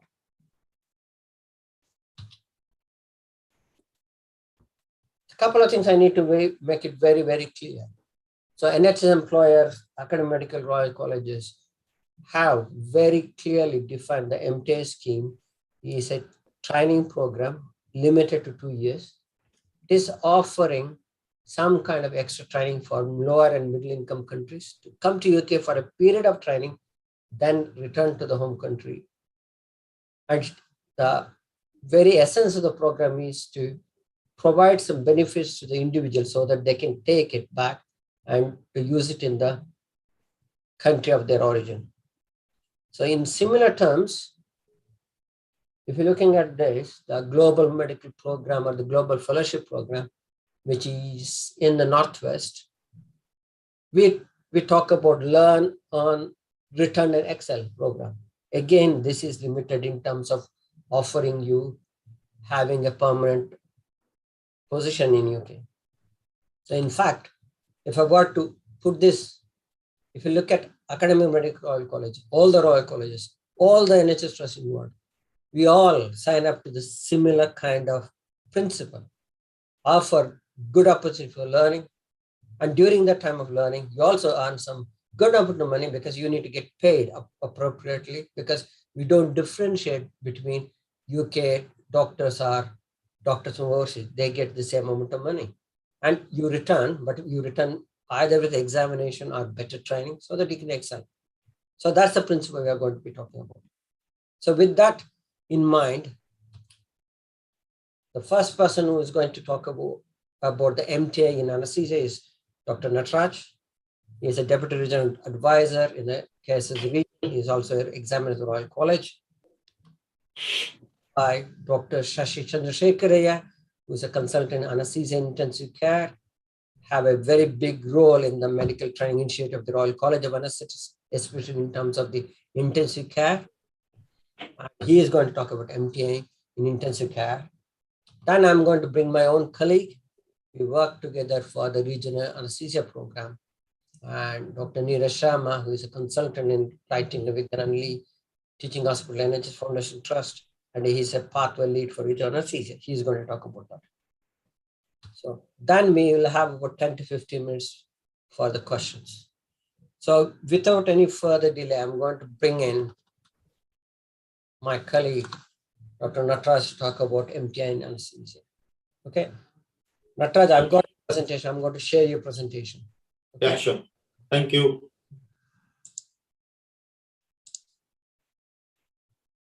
Thank you very much for asking us to come and talk over your webinar, Dr. Venkatagiri and Dr. Rajesh. Okay. Let me just get the slide shared. Yeah, 1 second.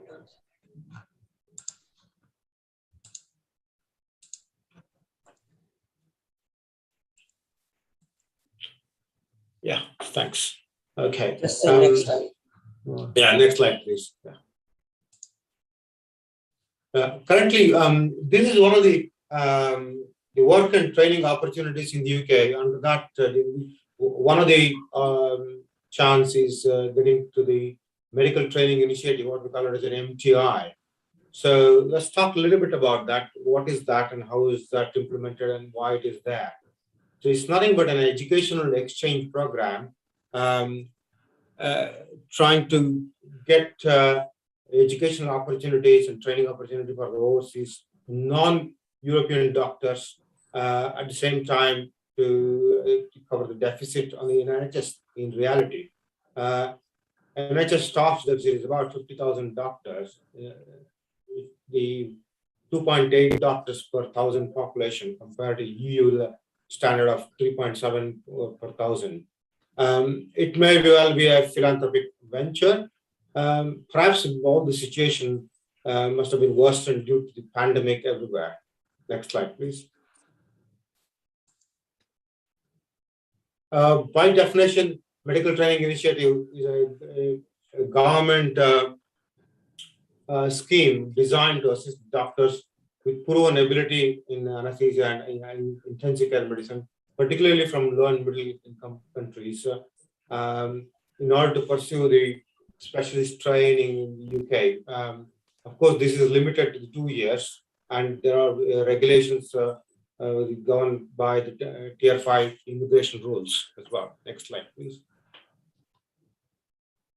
So MTI is a recruitment of overseas doctors from low and middle income countries for a period of anywhere between 6 months to 2 years. They are supposed to have at least about 3 years of anesthetic experience, and it has to be a deanery approved trust post, and they cannot exceed more than 2 years. They have to return to the home country by the end of the 2 years. And the visa category simply doesn't allow them to enter into the training system in the UK. Even though the MTI candidates are treated same as the UK trainees in every single aspect, in terms of supervision, in terms of training and education opportunities are concerned, including the exam opportunities as well. The number of posts we can create in each of these trusts should not exceed more than 30% of the number of trainees allocated to that particular trust. Okay. Next slide, please. Next slide. Now, just to look at the criteria for eligibility criteria for MTI candidates, they must be able to provide evidence of MTI eligibility in country. They should be able to provide evidence of at least about 3 years of within the last 5 years in anesthesia and ICM, having worked in 3 years in anesthesia. Evidence of postgraduate qualifications that are accepted by the Royal College. They have to be non-EU and UK citizens. They're not they shouldn't have attempted any or in possession of any PLAB exams in the last 3 years. They have to meet the basic GMC criteria for registration by like basic medical degree and good conductance and good practicing doctor. Thank you. Next slide, please.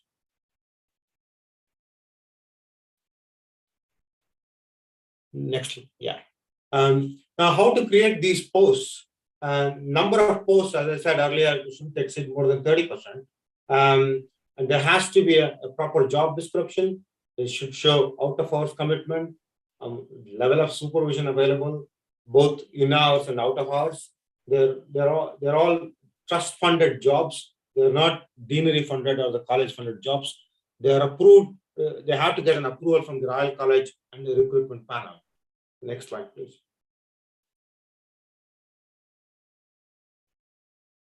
So now, how to create these posts? There is a specified application form from the Royal College of Anesthesiologists.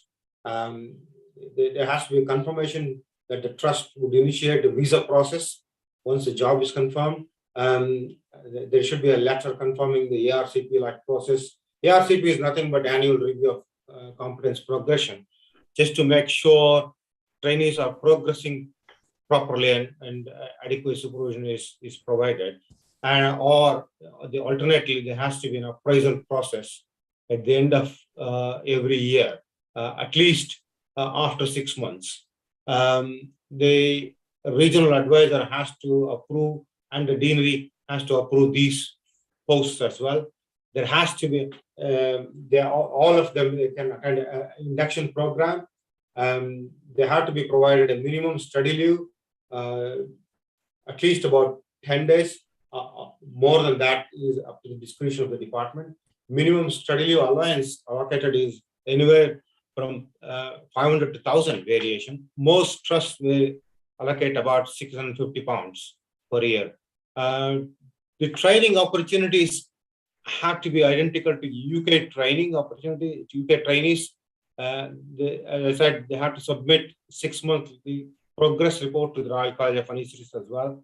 And they do provide an opportunity to take the FRCA examination as well. Next slide, please.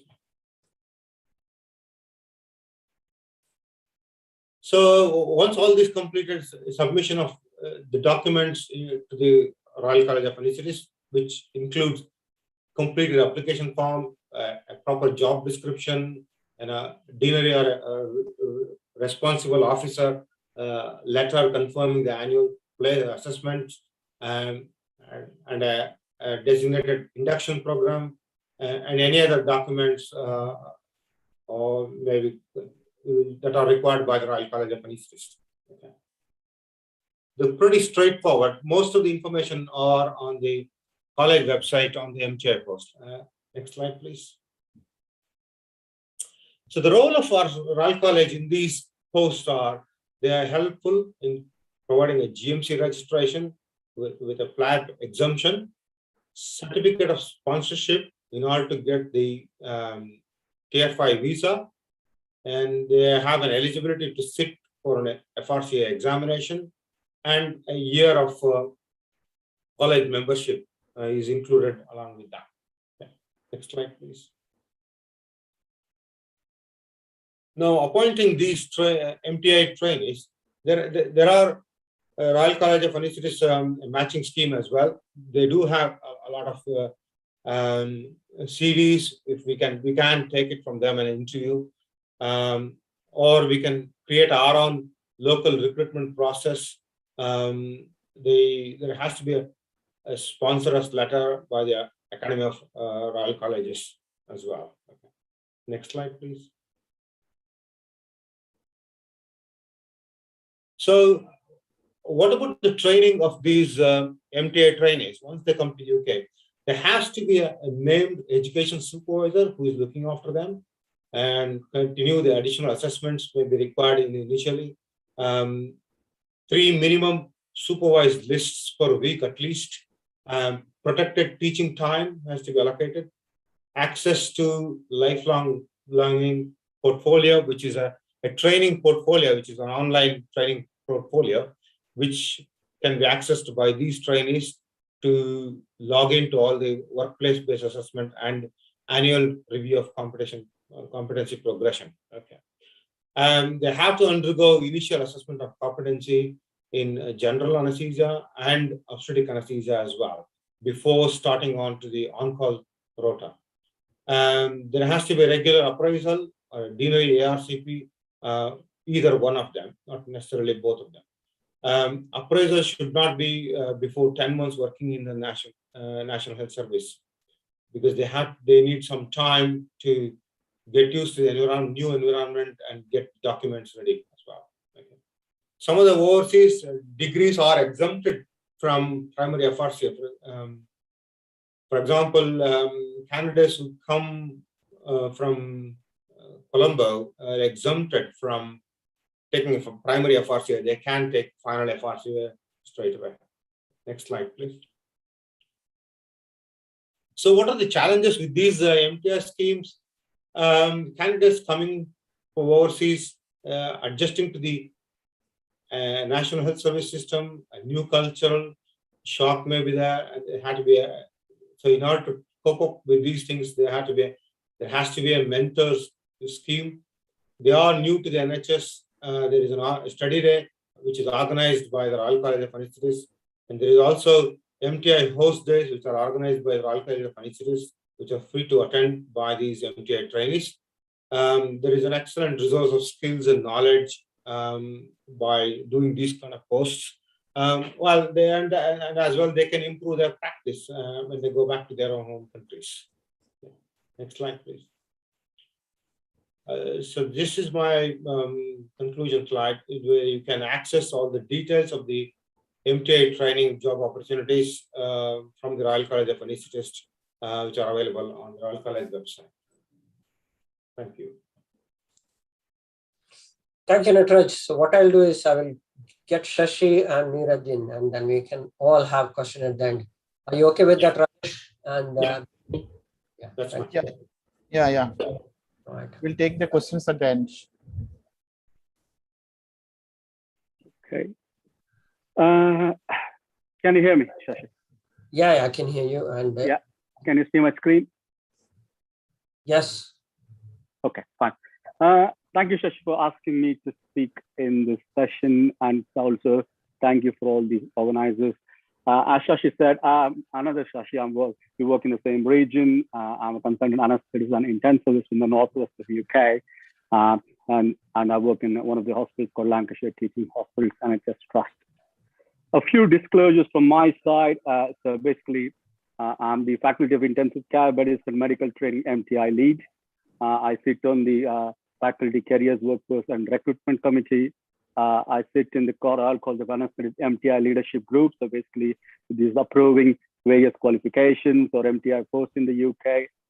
And also, I sit on the Faculty Caesar Equivalence Committee. This is looking at applications and CVs from or the work experience of people outside the UK and seeing whether they're equivalent to work as consultants in the UK. So the talk I'm giving is my experience and my knowledge of all this first. I'm not representing the faculty or the Royal College of Anaesthetists. It's just a talk to give you guys an idea about what are the training opportunities and what you should be aware before you take any of these posts. I thought to start with, so basically, when we look at people coming from outside, we call as an international medical graduate. So anybody who's qualified outside the UK or the European Union is called an international medical graduate. So for these doctors to come and work in the UK, you need to have these 5 things. The first thing is they need to demonstrate the knowledge of English. They have to have a GMC registration, which is the General Medical Council registration, similar to your NCI in India. Then they need the next 3 is after you have these 2, you find a relevant job, your appropriate visa, and you find a job which is relevant to your qualification. I'm going to just briefly touch on each of these before we go to the MTI in particular. So knowledge of English, so it's either OET or the IELTS with the appropriate score. And these tests are valid for 2 years from the time you take the test. The important bit is how do you get GMC registration? Traditionally, PLAB has been the main route. Even today, around 70 to 80%, still PLAB seems to be the main route for getting GMC registration for overseas graduates. But there are certain other routes, some of, as Nataraj was mentioning earlier, some of the qualifications from Sri Lanka, Pakistan, they have cross recognition with the UK colleges. So if they have done the training in those countries, they can get GMC registration. Similarly, if you've done any of the UK membership exams like the MRCP, EDIC, and even the European Diploma in Anesthesia and Intensive Care, currently you're eligible for GMC registration. And the last one, which we want talking about, is the medical training initiative or the sponsorship program. So any one of these can get your GMC registration, which is the important for you to work in the UK. So PLAB I talked about, basically most of you are aware, two parts. Part one is the theory, part two is the OSCE one, which can be taken in the UK. Postgraduate qualifications, as I said, Sri Lanka, Pakistan, or any of the membership exams like MRCP, or the European Diploma in Intensive Care Medicine, or the European Diploma in Anesthesia and Intensive Care. So advantage with this is no time limit. Once you get the registration for this, you can work as long as you want in the UK, provided you find a post.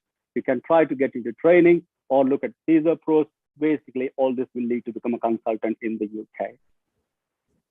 And the next thing is something called the sponsorship program, which is what Shashi and his team do in the Northwest. So these are basically some programs. There's a training program which has been pre-approved by the GMC, and so they don't need any PLAB or any other thing. So basically, this sponsorship program will give them a GMC registration. And they basically run a training program for 3 years, and they have a collaboration with a university which provides some element of training as well. But the national program, which most of the common in the UK, is called the Medical Training Initiative. So this is basically the idea, as Nata said earlier, is to use the training capacity we have available in the NHS to train the people from outside. The main part of this scheme is not about the clinical skills. Yes, there is an element of clinical skills we want to train, but the more important for us is the non-clinical skills of leadership, management, and education. And we want these guys to take back their home countries and develop the healthcare system for the benefit of both themselves as well as the people in their own countries.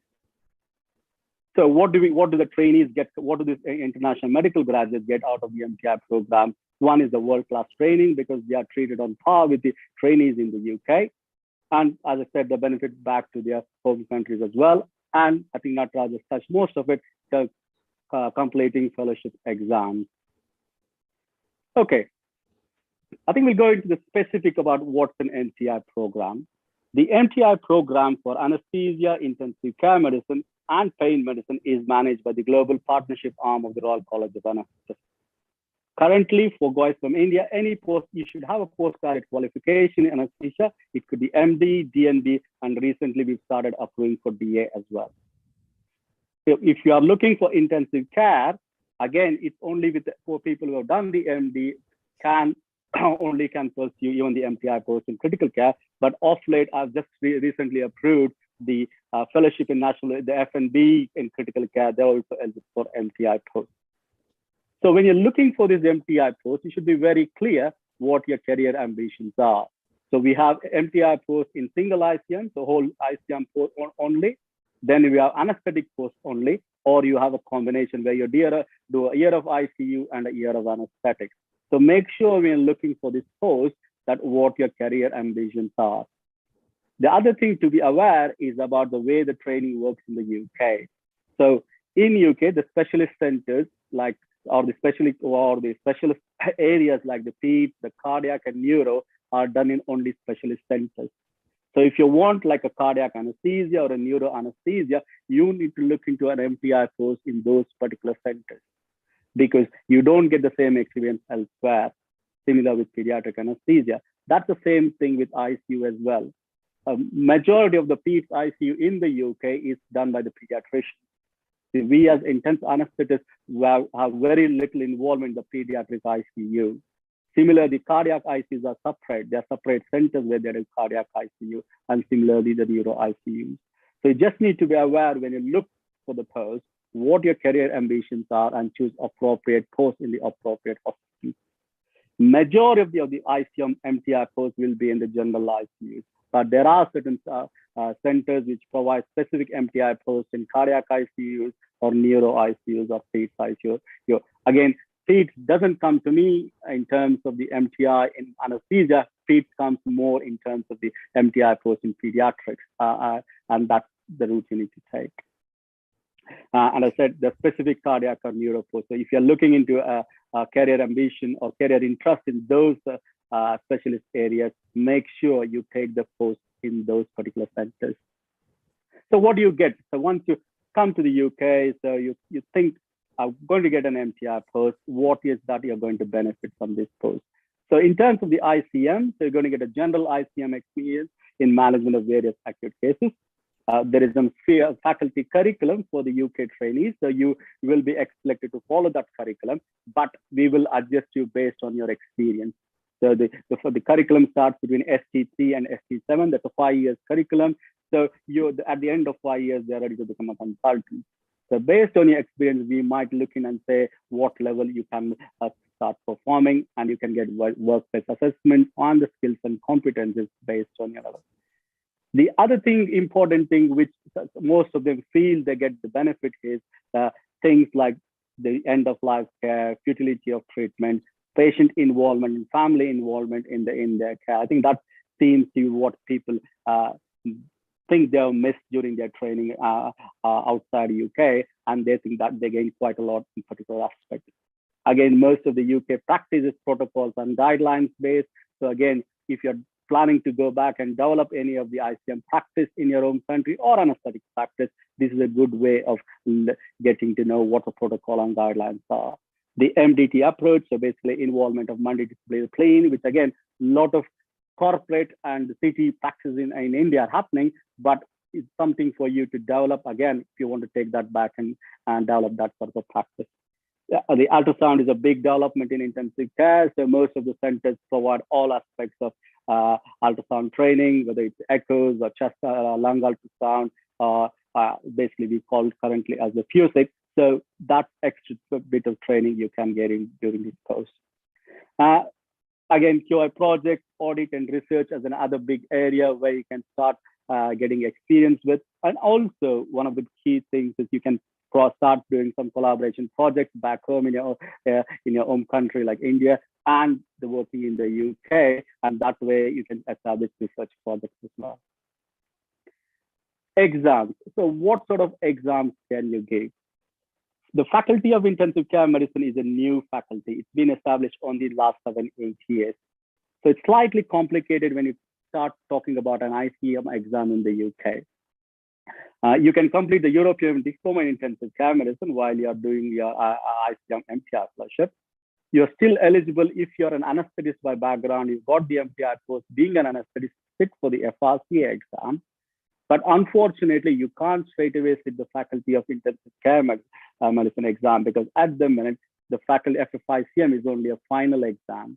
So you need to have completed the primary of either FRCA or MRCP or MRCAM, which is the emergency medicine exam, to sit for the final. But that's the only drawback, and hopefully in a few years, once the faculty establishes the primary, you will get that opposite sit directly. But at the minute, you need to complete the primary of other exams before you can sit the final. What happens at the end, the college from the global partnership, you will get a certificate to say that you're completed a 2-year MTI fellowship. But what the college doesn't know is what skills and competencies you have achieved during your placement. So you need to be very clear when you start your placement in a particular hospital to say what you want at the end. So make sure you collect the evidence of whatever the procedures you're doing, what management roles you're taking, and what sort of skills you obtained in those 2 years, because it is the local hospital which can give you evidence, whether it's in the form of a recommendation letter or whatever, to say what skills and competencies you achieve. Because at the end of your placement, all it comes to me at the college is to say that this person has finished this MTI fellowship for 2 years and had no issues either from the trust or from the candidate, and they're ready to go back just to sign the certificate. So if you want any evidence of skills and competencies, you need to be starting to speak to the local trust where you're employed. Just a brief for you while you're preparing okay, you sat there now, you listen to me, some of you think, okay, this looks interesting. I want to get you into an MTI post. So where do I go from here? So the first thing is there's a link at the end, which I'll give you for the Royal College of Anaesthetists MTI page. You can go have a look what is the eligibility criteria, other things which Natraj has already spoken about. And then you can contact the Royal Global, the Global Partnership Arm. I put the email here to them. There are recruitment websites which basically advertises jobs for various trusts in the UK. So if you can apply to this through the recruitment website, or you can send your CV directly to the college. Again, the college and the faculty does not get involved in any part of recruitment. All we do is just approve the post, look at to make sure that the MTI doctors who come to the UK are treated on par with the UK trainees, and there are no issues with the training they are getting, but we don't get involved with recruitment. So you need to find the post yourself, either by going to the recruitment website or send the CVs to the college. College can forward to other trusts, and they might contact you directly, or you might go to a local agency. Once you apply to this, and if you do get an interview, then once you're successful, the individual trust might offer you a job. Once they offer you the job, then they recommend you to the Royal College MTI department. So basically, who will contact you with the MTI application. Here we go through all your primary qualifications, your postgraduate qualifications, to make sure they are eligible for the MTI post. Once we are happy, then we forward your application to the GMC to give you GMC registration. Once the GMC are happy with that you fulfill all the criteria, then through the Academy of the Colleges, we offer and the individual trust will offer you the visa. So you're basically looking at a 6-month process from the time you have the interview to start of your job to go through these various hurdles. So in terms, I think there was a question about what is the cost involved. The MTI application fee is £1,000, but I think we looked at it in the last year and thought it's an extra burden on this candidate who are coming to the UK because they already know no salary for a few months while they're preparing for the MTI post. So we now made this £1,000 to be paid by your employer, that is the trust who employs you. GMC fees, obviously you have to pay is around £400, I think, or 500, around that time. And the other cost you need to is about your qualifications need to be verified. That is by the ECFMG. I think it's $100, $150. And then obviously the visa fees. Once you come to the UK, there is another I think depends in the individual trust. There is between 2 to 12 weeks once you come to the UK before you start getting paid. So you need to have that allowance to make sure you need to look after you have enough money to look after yourself during that period, up to 3 months. Sometimes some trusts might take up to 3 months to get all your paperwork sorted, your things like your opening a bank account, going through all your CRB checks and various other things. So make sure you need to cost that into your plan when you're thinking about moving. Some organizations, for example, all my MTI posts, we pay £4,000 as a relocation allowance, accepting the fact that all your GMC fees, visa fees, and the period where you're not working is coming into this post. So we pay a relocation allowance, but not all organizations do. So when you're taking the post, make sure you read the job description to say, does that particular organization provide you with that? And I'm going to end with the last one thing. It's a practical side about thinking that when you're thinking about moving to the UK, I think Natraj did touch on a few of these. What are the things you need to be aware of? That cultural differences, you're coming to a new healthcare system. Again, you're a different group compared to the UK graduates who've grown and been in the system for long. So you might feel a bit yourself isolated, especially if you're joining smaller centers who might have just 1 or 2 of the MTIs or not used to having international medical graduates. You're not used to the UK sort of the legal or the ethical system, things like consent, confidentiality, everything comes new. So most of the time there is an induction period, and at the college we run the new to NHS study day where we try to focus on some of these issues, but this is something will be a challenge the first few months. And again, any post you come to the UK, initially you are in a non-training post, which doesn't lead you to become a consultant in the UK. So all these posts, whether MTI, yes, you'll be treated on par with the trainees, but it is not a training post leading you to become a consultant in the UK. So sometimes you might feel yourself in isolation. So as I said to you before, these are the few links to the college, and there's a faculty website. We created a separate section for the international medical graduates, giving various ideas about recruitment, exams, and other things, and some of the common websites which advertise their posts in the UK. Thanks for your time, and thanks very much. Thanks, Shashi. Thank you very much. And without any further delay, I'm just going to bring in Neeraj to do. If you take out your presentation, stop sharing. Can you hear me? Just wait for. Yeah. If you want to share your presentation, Neeraj. Okay, I'll try. Can you hear me? Yeah, I can hear you. Can you see my slides? Yes. Yep. Go to the slide. Yeah. Yeah. Happy? Okay. So thank you very much, Shashi, first of all, and thank you very much, the organizers and the placeholders on ISA Kerala chapter of ISA. I think I'm going to do is I'm going to sort of cut short my talk because a lot of things have been already covered by the other two speakers. My name is Neeraj, and I'm a consultant anesthetist working at Wrightington Wigan and Lee NHS Trust, and it's one of the hospitals which is quite famous for orthopedic excellence, and we do quite a lot of regional anesthesia blocks in here. So, in collaboration with one or two other hospitals in the northwest of England, we run this program called as MED in regional anesthesia. So, this program is actually in collaboration with Edge Hill University. So, I thought I'll just going to speak on what is it. What's the process, what we do here for the trainees who come and join us from India or overseas, how to apply a selection criteria, and the fees or the cost involved. So it's a master's degree course, and that's run by the Edge Hill University, and that's in the northwest of England.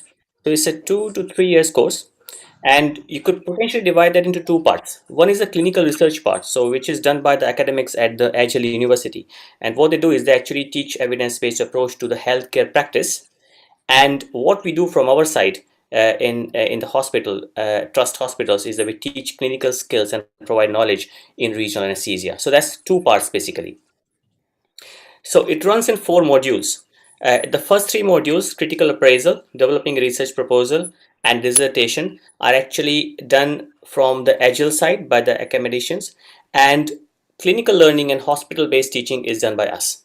So what we do is, for teaching purposes, we actually divide them into 2 parts, clinical research part and clinical teaching part, and we do full day teachings, about 10 to 12, which is done by the Edge Hill University, and 10 to 12, which are done by us in Wrightington Hospital.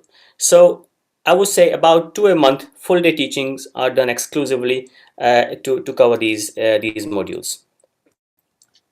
So critical appraisal, the academicians will go through and teach you skill how to appraise a paper. So they go through looking at validity of a research question, design methods, ethical issues, and data management. The second module covers basically possibly trying to write a research proposal. So they help you to formulate a question, a topic of your choice, and then help you to basically write it down in terms of as if writing a research paper. And this part is actually not only taught but also marked by them. So it carries marks, which actually is essential for you to get an MEd degree at the end. By the time you finish the first year, the second year is basically then devoted to pick up a topic of your choice in your subspecialty, which is regional anesthesia, and then try to set up a research. So it could be a proper research where you actually go through ethical committee and set up a methodology and do a research, write it down, and then present it to Agile University. And that's actually then marked by the Agile University. And you can say that's a kind of an exit requirement for them to award you the master's degree. They also help, and we also help to disseminate this research which you have done. From Mumbai side, what we do is we base our regional anesthesia teaching over 2 years on advanced regional anesthesia module of Royal College of Anesthetists. You are working in a trust, you're employed by a trust, so most likely it is WWL, Right Indian Wigan Lee NHS Trust. You're employed to work for 48 hours a week, and you start on a junior doctor pay scale, which is about 39,000 basic pay plus the on-call supplement. So your time when you do the clinical work is divided into a routine daytime where you are learning the blocks and running the list, and a time where you actually are on call in the night. So you could say approximately 50-50% ratio. We provide hands-on teaching on ultrasound nerve blocks and catheters. And as I already said to you, we do about 10 to 12 one-day teachings over a period of time in the first year, talking about regional anesthesia. We use regional anesthesia assessment tools, which are basically based on Royal College assessment tools. So we have work-based assessments. You will have access to the Royal College e-portfolio, which is similar to any other local training. So which means that you can upload these assessments into that e-portfolio, which will help to get yourself assessed at a year or 2 years time. And that can also be used as a module which is recognized by Royal College of Anesthetists for anything else you want to do in future. You could do FRCA and European Diploma in Regional Anesthesia exam, because the job which you will be doing is actually recognized for these purposes. You get annual leaves, study leaves, and study leave fund entitlements, which are similar to a local training. And you would be doing some audits, and you get appraised at the end of every year, similar to any local trainee or any local doctor working in NHS. So how to apply? You could go on to this website, Agile website, just type in this, and it will give you details about application process and also eligibility criteria. So how do we select for this program? We actually conduct interviews. So we invite CVs from the doctors. We have got some essential criteria, and one of them is that we need to have a post-graduation degree in anesthesia and some experience in anesthesia. We look at the CV, and then we allocate points for the things done under these subheadings. So if somebody has done clinical presentations or publications or research and which has been published and courses attended, they all carry some points. So we jot down these points, and then at the time of face-to-face interview, we do some clinical scenarios and then sort of award them points depending on how they answer. So we basically then award points out of 12. That's the maximum somebody can achieve, and 6 is the minimum passing marks which you need to get into this program.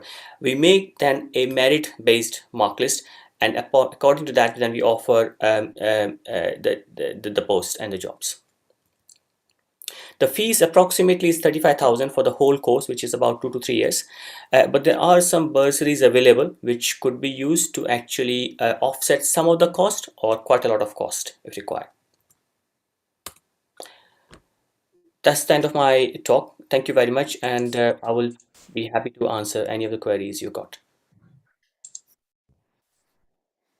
Thanks, Neeraj. And I think I'm going to say, I think we have just given a very brief overview of the MTI as well as other opportunities, what we can talk about. Neeraj specifically talked about regional anesthesia. We do have, Shashi does have a very good MTI anesthesia and critical care program in Preston, and he is doing a fantastic work. We do have a med in intensive care, a med in pain management, and obstetric anesthesia. What we do is, in my role as a deputy quality lead for this global medical program, if the hospital comes up with a job, my role is to identify whether that particular training will be delivered, whether they are able to meet the 50-50% ratio which Neeraj just talked about. Then only that post gets approved, and then only doctors are placed. If you can't achieve that, then we don't offer the post. So we're not here to just bring doctors in because the hospitals wants it. And with that, I'm going to hand over back to Rajesh. If you want to pick up some questions from the chat, I'm quite happy to take that. Yes, sir. Thank you. Thank you so much. Thank you, the whole team.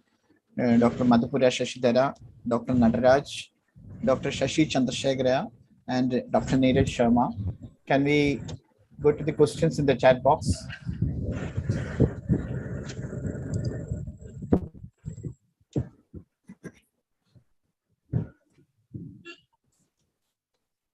Rajesh, are you going to pick up the question and ask us? Can you explain about the MDT again? There is a request from one viewer. And it is, someone explained, MDT stands for multidisciplinary team. I think the answer, the MDT, multidisciplinary team, is the correct one. So where we have, we believe in team management, team working. So the MDT is used for several, all specialties. It's also used in intensive care where multidisciplinary team consists of intensivist, primary consultant, if it is surgical patient, the surgical consultant, microbiologist, physiotherapist, pharmacist, dietitians, all come together to make a decision about the patient management. That's typical what happens in intensive care.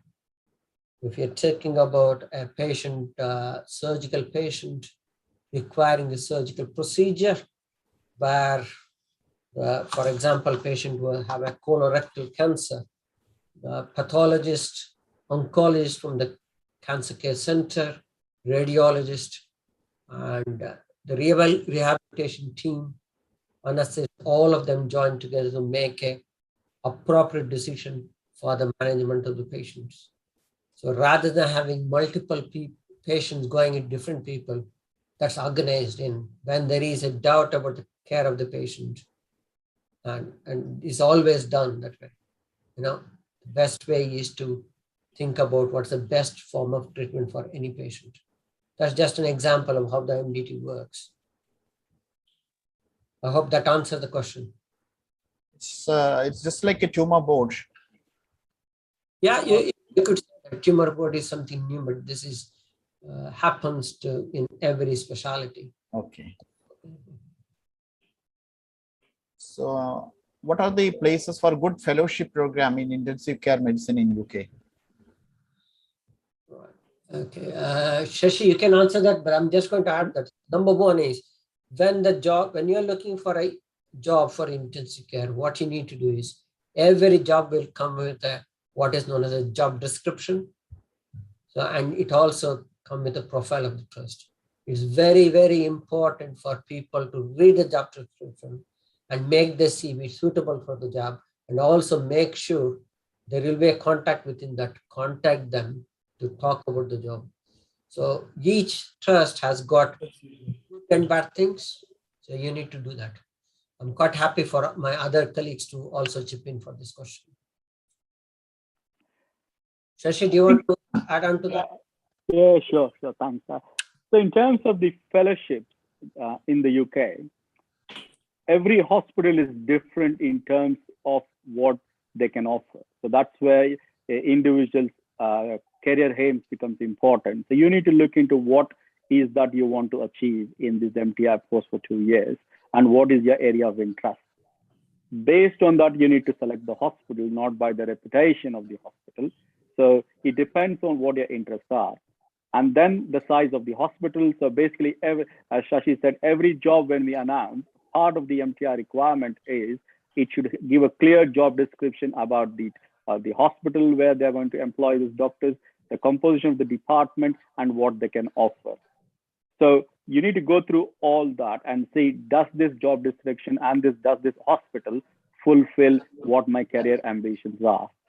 So obviously, the bigger centers in the bigger cities will have the big hospitals, but at the same time, you will be joining a big department. So your training opportunities may also be affected sometimes. So my only advice is read through the job description, make sure you are taking a job which will help you in fulfilling your career ambition, and then apply for those, because all these jobs, all these placements are monitored by the college, and we take a feedback from the candidate every 6 months to say that is there any thing in the job which is not being as promised. So if there's anything, we intervene and make sure that happens. So that's the role, our MTR leadership group and my role as a lead. So that's why. So don't go just by the name, go by what it offers in terms of the job.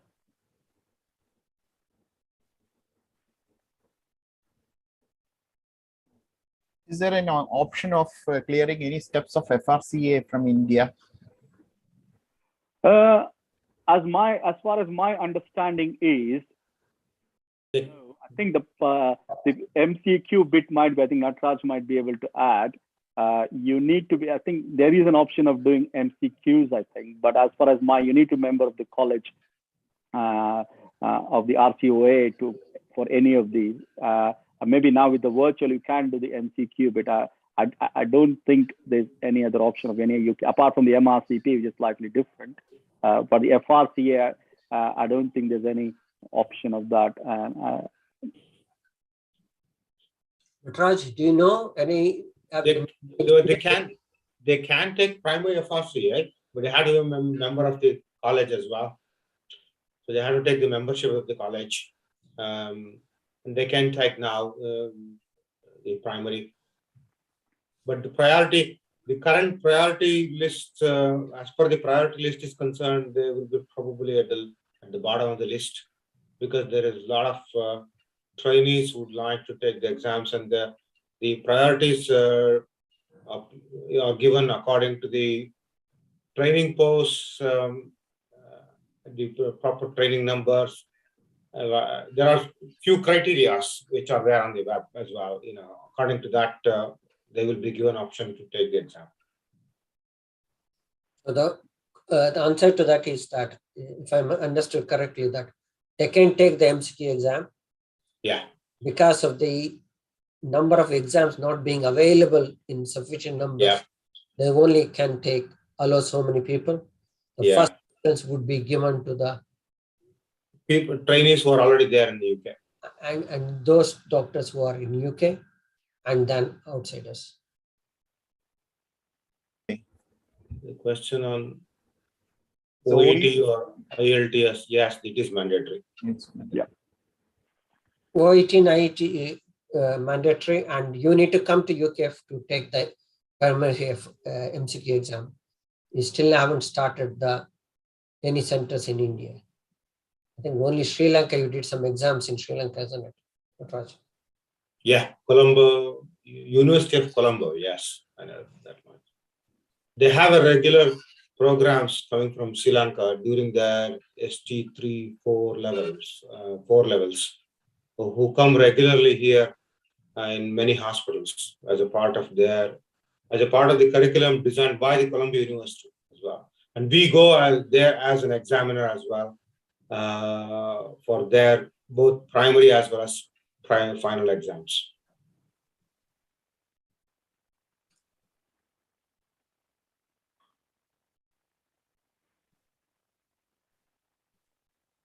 Cardiac and neuro. Yeah, I think there's a question on a couple of months they haven't been in course also experience in cardiac anesthesia. In this case, you have to apply for the centers where they do exclusive cardiac anesthesia and neuro anesthesia. Not all hospitals will do cardiac and neuro anesthesias. There is exclusive centers, for example, a couple of them in London, Cambridge, Oxford, like that. Each region has got a regional cardiac centers which can be contacted for a fellowship job. And it also depends on whether they have a funding for that particular MTI fellowship post in particular cardiac centers. They're all trust funded jobs. Regarding between EDIC and primary FRCA, which is easier and more acceptable in UK? Which one? Sorry, I didn't. EDIC. Oh, okay. Yeah. European Diploma in Critical Care. Oh, you mean to say which one is easier? And more acceptable in UK? Both are equally acceptable. Okay. I can't comment on which exam is easier. That will be a hard one for me to say that. I think the main thing about any of these exams is you need to ask the question, why do you want to take that exam? Okay, so if you're thinking of EDIC, are you thinking EDIC to get a GMC registration, or you just want to get a degree? So it's not about just taking an exam. There's no differentiation between what exam you do. You're not going to get extra points for that here. The question of doing an exam, you should start thinking, why I do need to do this exam? Is it because of my career interest, or because I need GMC registration, or what is the reason for that? Then decide on the exam. Just simply taking one, there's no like one exam better than the others. It depends on your career interest and how that exam is going to help you. For example, if you are not able to go through the MTI route, then European Diploma in Intensive Care and Anesthesia, EDIAC, or EDIC, which is the European Diploma in Intensive Care, can get you GMC registration. So in that way, you can get a job in the UK after you've done these exams, because both of these exams can be done from India itself. So be very clear about why you want to do a particular exam.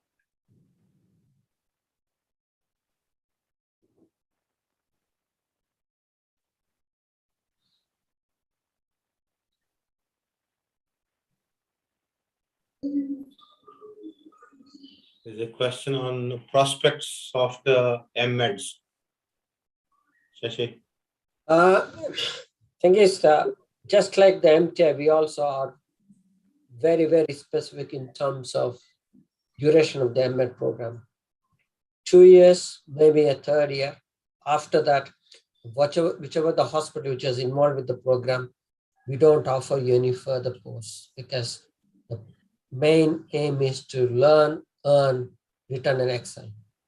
So, however, I'm not here to tell each one of you what you should do. It's none of my business to tell you what you do with your career.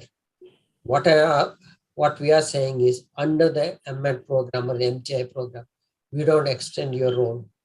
So behind that, you have got a GMC registration, and you need to think about what is that future you are looking at, where you want to be, and you make that decision. If you are coming to me asking for further extension, that won't be possible with us. I think that's the best answer I can provide for this. And there is a question, what is the score we have to get if we write OET and IELTS? It is 7.5. 7.5. I think Shashi's slide did have that.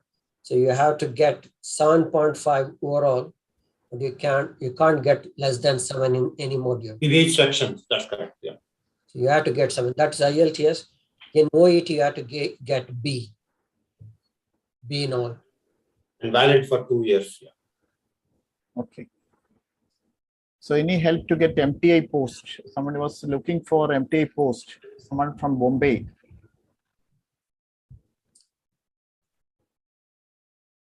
Thing is, what happened was, because of the COVID, a lot of the British trainees have not gone for out of training program, which create a lot of vacancies. And we also have significant curriculum change, which means we not had any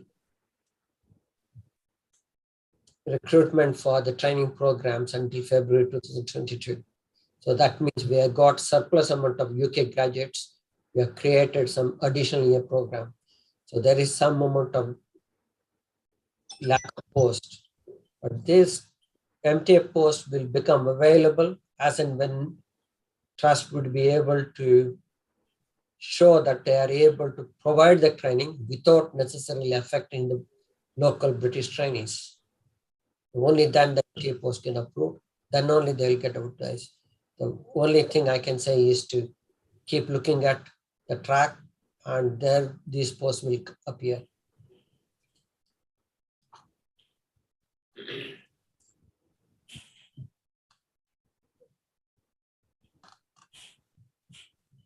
So Shashi, can you answer this question? Regarding ED, I see. Post FNB critical care, how do you go about getting a fellowship in critical care? So I think MTI sounds the ideal route for that. So you can apply for an MTI post in critical care. So look for any jobs which you advertise for MTI post. The FNB, basically we've not got, because it's a new thing, what we are looking at is people, you can get MTI by showing both qualifications, both either your MD anesthesia or your FNB. So you need to contact the college, the global partnership arm, and say that you got this qualification and you're looking for the MTI post. The college will ask you to send the curriculum and all your quality certificates and everything to the college, which will then assess to see that this is eligible, which are already approved previously. So there's no reason why this will not be. But then it's up to you to look for the post afterwards. So yeah, MTI in the ICM, it looks an ideal route because you need a GMC registration for that.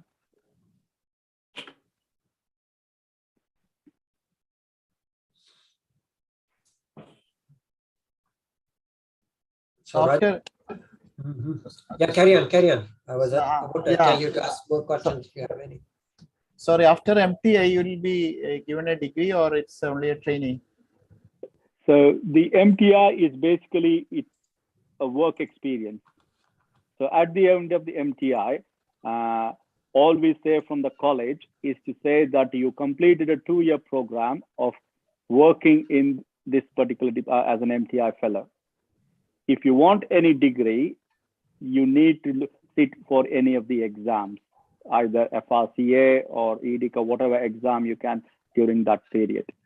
So we don't give any qualification at the end of the exam, end of the placement of 2 years of the MTI.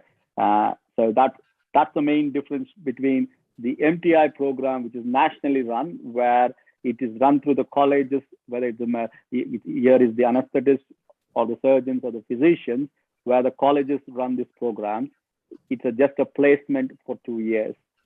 Whereas the sponsorship programs done by individual trusts or other universities, for example, the programs which Shashi runs, they give an MCH or MEd or whatever that's been approved. And that's the reason for all the extra things, they come with a fee. Whereas the MTI, the national program run by the colleges, doesn't give you any qualification, but individuals have to, but it gives them the eligibility to sit all the exams. There's a lot of exemptions in terms of the sitting the exams. So most of my MTI, within the 2 years, they managed to clear FRCA and even FFICM, and some of them have gone back. So it is possible to finish those exams. Rajesh, I'm just going to answer a couple of questions which came in the survey. Please. One question on age limit. There's no age limit as such to apply. However, very important thing which Shashi earlier said is you need to ask that question. Why do you want to do the training? Why do you want to come to UK? So when you have done anesthesia and you've been practicing for more than 10 years at the senior level, come down to UK and to start at the junior level, because you're coming to new culture, new kind of health system. To start can be quite challenging, and you will be expected to do on calls in the middle of the night. You will be coming into a very quite a tiring shift system and things like that. So you need to think about all those things before you think, is the right thing for me to do? Because that's important. There's no age discrimination in terms of that. We can't do that. But that's important to consider. That's about the age limit. What else it came in? Financial aspect we covered. I think anybody who coming to UK, I think you will get paid just like any other junior doctors in this country. So they do. The 2016 pay scale requires us to start at a certain level, which Neeraj put in. Your years of experience up to 5 years is considered, and that will put you up 39,000 plus the on-call supplement. But in year 2, you automatically go up to 50,000. So there are a new junior doctor pay scale which is followed. you will get reasonable amount of money, enough to have a good life as well as to save. And to do exam and enjoy your life. That's important as well. After coming 7,800 kilometers, you need to go around the world, enjoy, take your time, and get your exam as well. Those things are possible.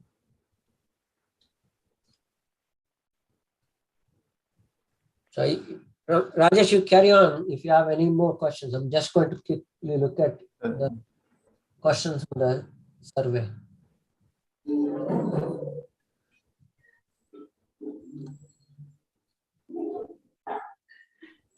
I don't think there is any more questions in the chat box. Because Okay. most of them is answered already. And participants can unmute and ask the panelists directly, actually. And any comments from the senior faculties? We have Harsul sir here, Dr. Shamshad Begum. Harsul sir.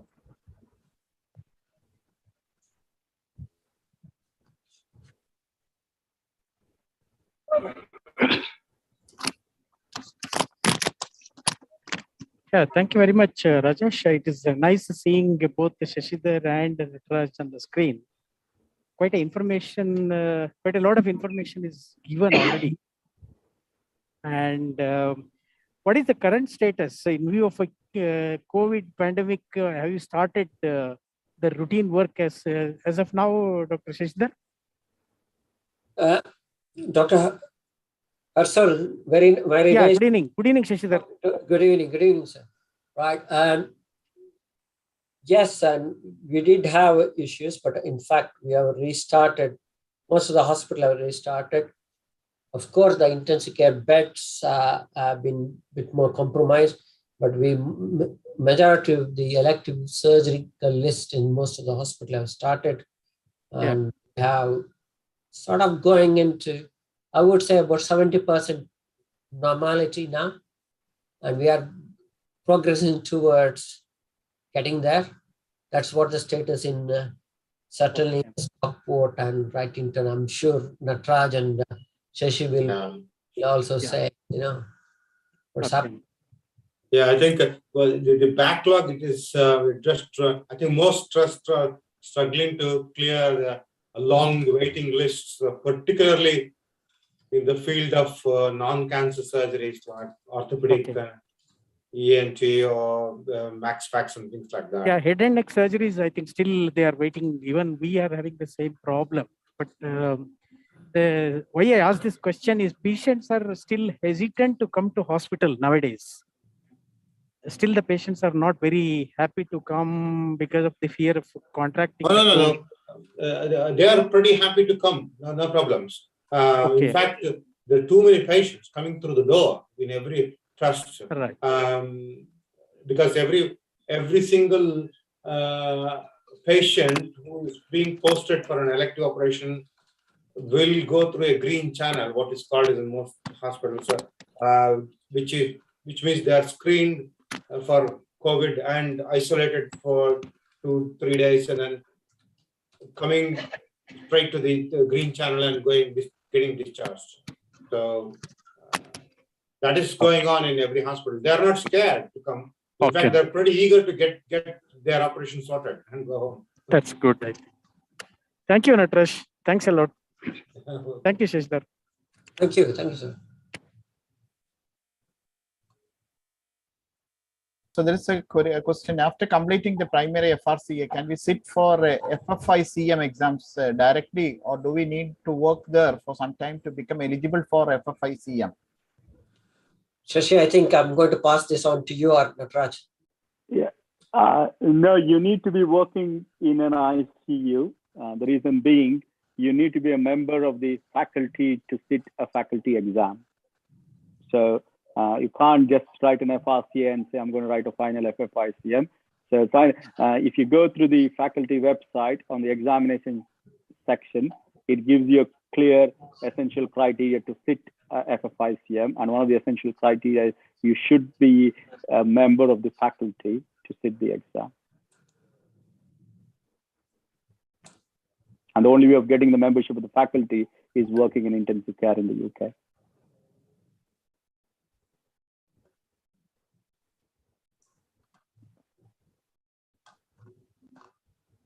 Someone has asked a question, how many does it take to become a consultant after clearing EDIC or getting into a training program in this FRCA? I think the proper training program in the UK is 7 years, intensive care probably an extra year, or if you're going through the ACCS, another extra year. But as an overseas candidate, they can enter higher specialty training, provided they have passed, they have got the primary FRCA and managed to get a stage 1 equivalence certificate as per the new curriculum. They can, which can be done. There are a lot of overseas candidates who have not gone through the core training in anesthesia, what we call it as, which is CT 1, 2, 3. Have managed to apply for an ST4 jobs, ST3 jobs so far, which is, there is no recruitment this year, coming year. There will be recruitment only in 2023 for the higher specialty training.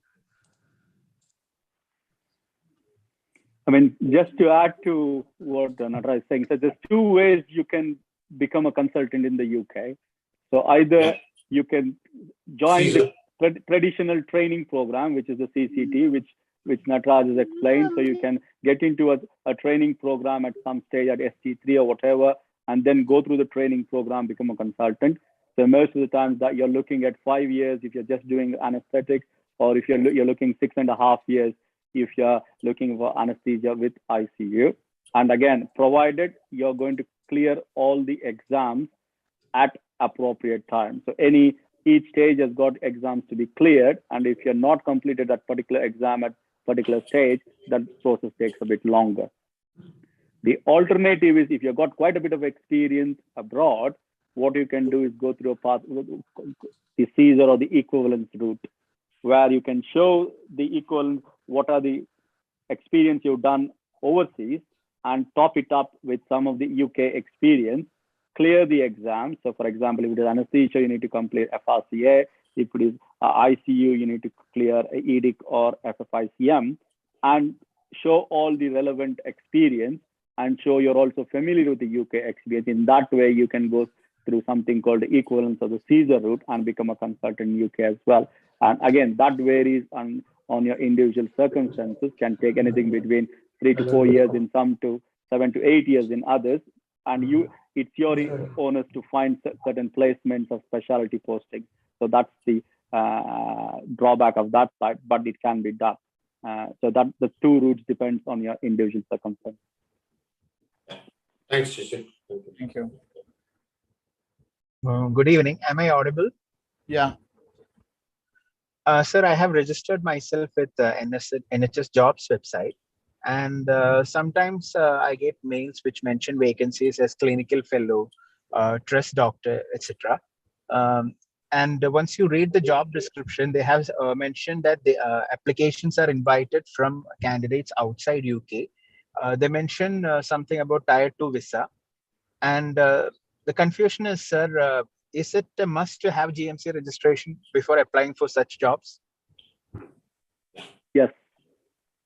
Yes. So the NHS jobs website doesn't know whether you got a GMC registration or not, or whether you're applying from or outside of the UK. So that's a generic job description which goes out to say that they welcome both applicants from both inside and outside the UK. So any jobs which are not part of the MTI or a sponsorship program, you should have some way of getting a GMC registration. Should we have GMC registration, sir, at the time of application or while completing the application process? So, yeah. So some trust will say, so if you say you are eligible for GMC registration and you're in the process, the trust might consider, but you need to show evidence that you have got a qualification or you meet the criteria for GMC registration. Then the individual, at the time of the interview, it's for the individual trust to decide whether they're happy to interview while the process is going on, or whether they want you to complete it. But that's up to the individual trust. But at least you should show evidence that you are eligible. For example, if you completed EDIAC, you can say that I've completed EDIAC, but I'm in the process of applying for GMC registration. But in the meanwhile, I'm applying for this post. Thank you, sir. Essentially, without the GMC registration, you can't practice as a doctor. As simple as that.